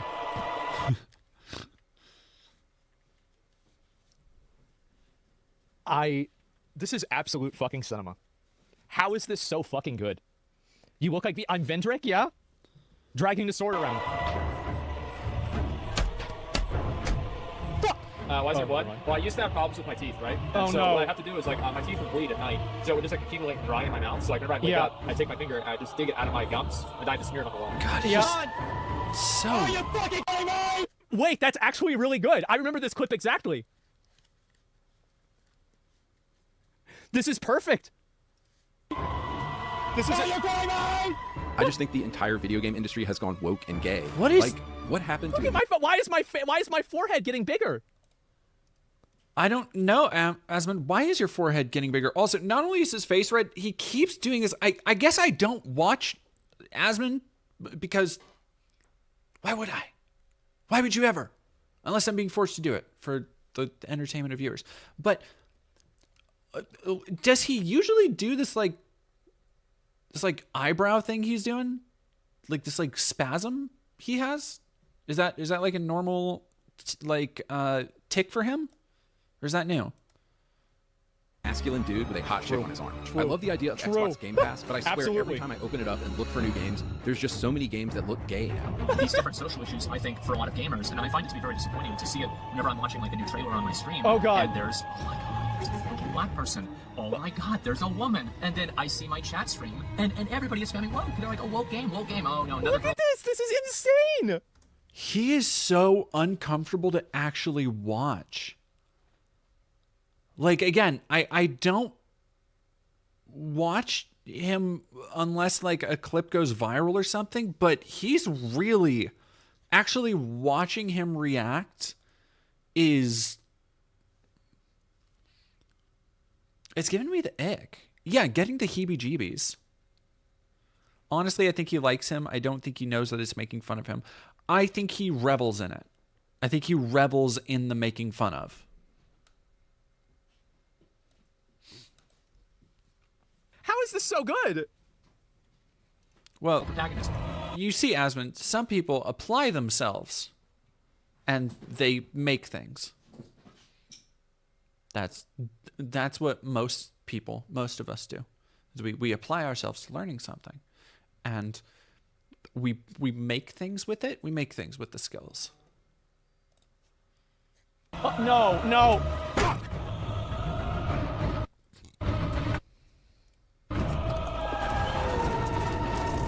Bro. Are you kidding me? What is this, phase 2?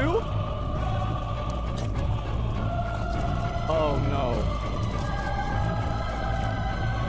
It makes me itchy watching him. Yeah, exactly. What's the probability that the government wants to frame the Tate brothers? Probably 50%. The government frames people all the time. Like, if we've seen anything out of like, I remember this from, you know, oh the way my they fucking tried god! To, I remember this thing I said recently. Congratulations. Exactly. It's Romania. Okay. I'm not going to cry a fucking river. Oh people boy. Who have genocide that's big. So this is me becoming into their laws are getting genocide. Oh, these are all the worst takes. They're terrible people. These people are not your allies. They are not the same as us. They come from an inferior culture, and it is an inferior culture. Good God. Like, seriously, watching him slurp down on an XL fucking Coke, it's one of those moments of clarity where you can see how he really sees things. Where he doesn't think of these moments as like him being wrong. He doesn't think of them as opinions that will actually affect other people's opinions, that will actually trickle down to his viewers or his fans. He doesn't think that perpetuating genocidal rhetoric, like saying Palestinians are from an inherently inferior culture and they deserve to be wiped out. He doesn't think anything about that outside of what he just said there, that it was a bad take. It was a bad take. No. Liking Taylor Swift's last album, unironically, was a bad take. What you're doing is supporting genocide. Like, it's I don't even know how to really say it. Is it an insulation from privilege? Does it come from just not knowing and not interacting with enough real people, or just only interacting with people online? Yeah, Whisper Silk, he's super irresponsible with the platform he has. Like, he just doesn't... He doesn't... Like, this is like a look into his mind palace where you can see he doesn't see it as a platform. I don't even think he sees it as a job. I think he just, like, runs on pure muscle memory at this point. Like, a bad take is not liking a video game or not liking a movie or, like, saying, you know, The Godfather is overrated or something. Like, that's a bad take. The idea that he can talk about conspiracies, that he can see all of these horrible things he said, shit that means things to other people, but to them it's just takes, because he doesn't actually interact with it. He doesn't interact with the real world in any tangible way that actually means something. So it's a bad take. I found that to be a fascinating insight, the way he reacted that way. In all ways, it is that simple. This is insane. No, I don't feel bad for that. Look at me. Look at me.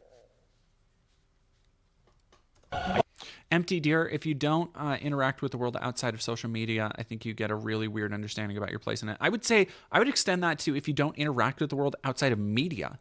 Like, if the only thing that you really interact with in the world is, like, the books that are coming... That's giving these folks a lot of credit. Like, the newest video games and the newest movies, like, you are experiencing such a fraction of cultural possibility But also, it's no wonder why so many people have such narrow views of what are good and what's bad or what is woke and what's not, because they just fucking consume whatever's put in front of them. And Asman is I don't know if he's a symptom of that problem or a result of it. Like, DD taking notes for a deep dive video? Nah, fuck that. I got halfway through the fucking Synthetic Man video, and because for those who know, originally, and I talked about this on stream a couple months ago, the synth video and the Asman video were meant to be like a two-parter, but synth just really embodies this kind of like shameful incuriosity, the same kind of deep stupidity that Asman does. And like, I didn't really need to, I didn't want to go into Asman. I found Asman to be, honestly, as much as I cannot stand watching synth on 2x speed, he's actually slightly more tolerable. Asman Gold is impossible for me to listen to. Well, I mean, it's not scrapped. It just got absorbed into the Synthetic Man video. I'm working on, I was just talking about the bigger video I'm working on now. Excuse me. He, like, Asman, I watched some of Asman's content to like start doing, I watched a couple of hours of Asman's content to like, I started a doc, like keeping tabs on what he was saying. And it was so boring. Like it wasn't just boring, but Asman Gold's content, of all the stuff I watched of his content is essentially his chat sending him things to react to, and him kind of basically asking what chat wants him to think of it, and then reflecting that back to them. And it's fucking crazy. Like, it's wild to watch like once or twice, but then watching it again and again and again and again and again, it's just like, I can't fucking do this. I can't, like, there's just nothing to Asmund. Like, what you see is what you get. And the only reason, like, that is the same with synth, but he at least has tried to hide the Nazi shit. Like, he's at least in the past tried to hide it. Somebody asked, did I watch Synth's video on Dead Rising? No, I haven't watched any of his shit. I watched, we watched, was it the Dead Rising video? We started a video of his, or a stream of his, on the last charity stream I did, but I got, I don't even remember what, was it the Silent Hill 2 one? It might have been the Silent Hill 2 one. I don't know. I didn't finish it because unless I'm doing it at y'all's request, I'm not fucking watching more synth. I do not give a fuck. I truly do not care enough. Like what he says or like what happens with his channel. Just do not fucking care. Like I'm somebody says it's really bad. I believe it. I don't, hey, trust, I don't need to be convinced that something Synth has done is a shitty, half-baked, bad take. I will take your word for it. I have my own experiences to rely on. But yeah, let's keep watching him. Is the appeal for his audience just like tapping on the glass of a fish tank? Just poke at the weird creature to see what it does? I think, like with Synth, and that's the other thing that kind of the commonalities between them. I think there is an aspect of that, like with Synth, but I think it's also an aspect of their audience identifying with the misery. Like it is, you know, you can appeal to multiple different kinds of people. Multiple different kinds of people can watch your content. I get content comments all the time. People being like, I'm a conservative, but I like your takes on this, that, and the other. And I'm like, I usually reply back. I'm not going to say like, well, fuck you, go die in a hole. That's no way to do a good leftism. I feel I always say, as long as they're cordial and polite, I will say, well, thank you for watching with an open mind. Thank you for taking the time to watch. I've had people on the Synthetic Man video be like, hey, I used to be a synth fan, or I still am a fan of synth, but you made some really good points, and I agree with you on this, that, and the other. And I'll just say, like, I'm not gonna, obviously, I feel it goes without saying, I disagree with their political opinions. I disagree that they would be a fan. Like, don't subject yourself to that. Be better. But like, thank you for watching. Like, I can always at least appreciate somebody who genuinely really tries to go into any kind of argument, any kind of idea with an open mind. Even if, I'm the face of the argument. Hey.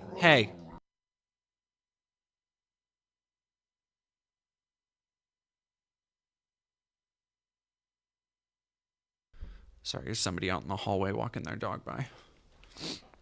All right. Oh my goodness, my neck is freaking killing me. All right, let's finish this up. Don't care. I would like to thank my top patrons: Dan, Uvera, Dark Sunshine, Curio, Dropsalot, The Arty Giant, Soma13, Budumfish, Uncle Dave, Nakia McGay, Alfred Jericho Young, Sebastian Denatale, Dennis, Hunter Fernandez, John Rundon, Nelm Chomsky, This Eagle is Sedeca, insane. M. Duffy, Janira, author of Raven's Dream, S.E.K.H., Squargornius, Kaylee Vision, Luke Stein, Sui Cyber, Colin Randall, Oh Gustavo my Aguiar, fucking God. Wargamer, B-Man is Good, Listopia, Carl Sagan Deluxe, Milton Friedman, Seth Baker, Jerkwad Jerk Squad, Sal of 88, Tom Servo 5, Fairhurst, Dan F, Blitzwitch. Thank you all, and farewell. This might be one of the best ones I've ever. Patrick June, some of the incels I talk to seem to be in really bad positions in life, which is probably what radicalized them. So the fascinating part of the video, the big video I'm currently working on, because I'm probably going to try and put out one or two. I'm probably going to try and put out a stream highlight tomorrow. I'm probably going to try and put out one or two other videos just to keep views afloat, because all of my videos have... all of my videos have taken, the ones I'm currently working on have taken a lot longer than I thought, especially with everything that happened with the move and then not the move.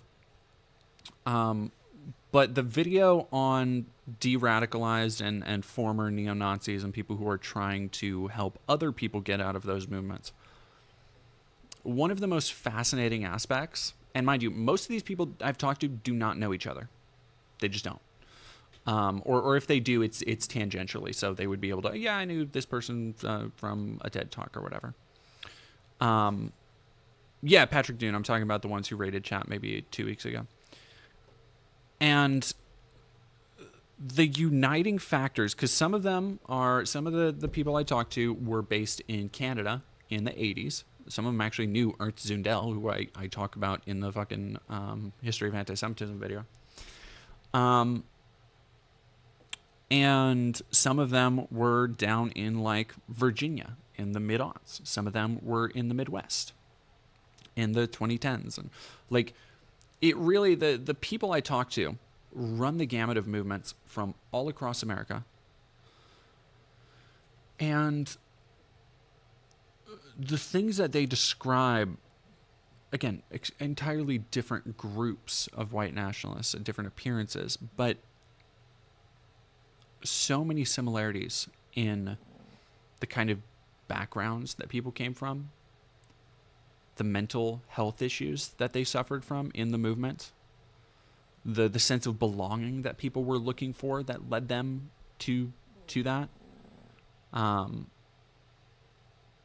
It's pretty staggering.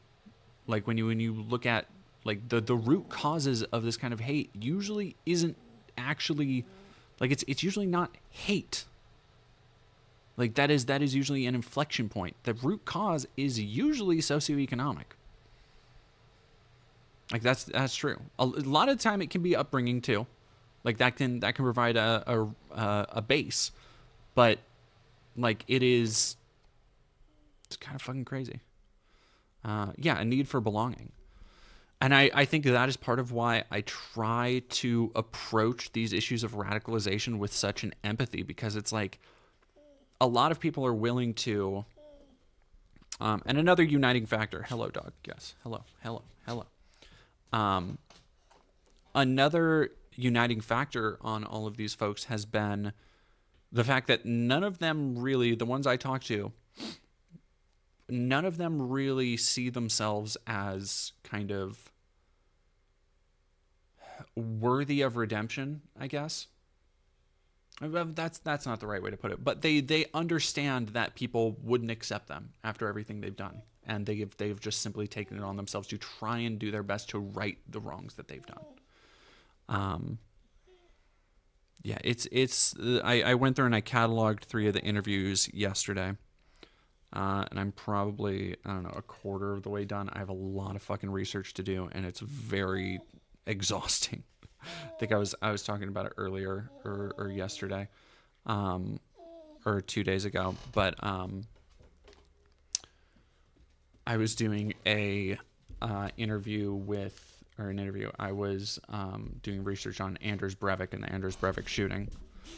Hello, dog.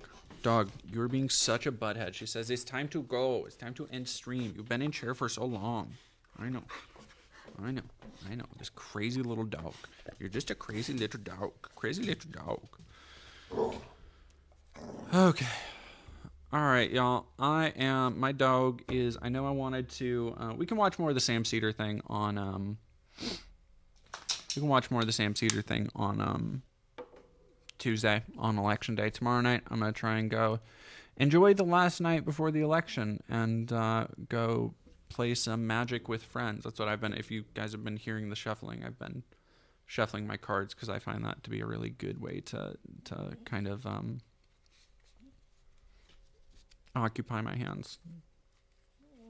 And these sleeves make it, oh God. Ultra Pro sleeves, they're so it's so just like putting them together and then just like, oh, it's so satisfying on the hands. The hand feel, immaculate, velvety, smooth. You love to feel it. Yeah, so we are gonna puppy sounds so sad, she's fine. We're gonna go raid somebody really quick, so let me go decide who we're gonna raid.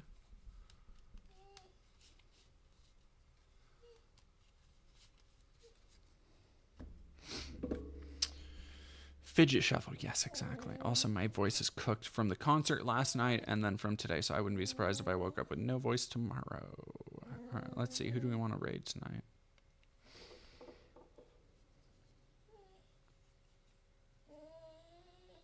Why is nobody talking about the hand field? We can do USA Hole. We can do Naughty Roomba. Dog, you are fine. Goodness me. You are such a little baby. Yes, you are. You're hey, don't even. All right, do we want to do USA Hole or Naughty Roomba? Because I don't think Maximilian Dude needs the views. I think those guys will be fine. Let's go. Ow.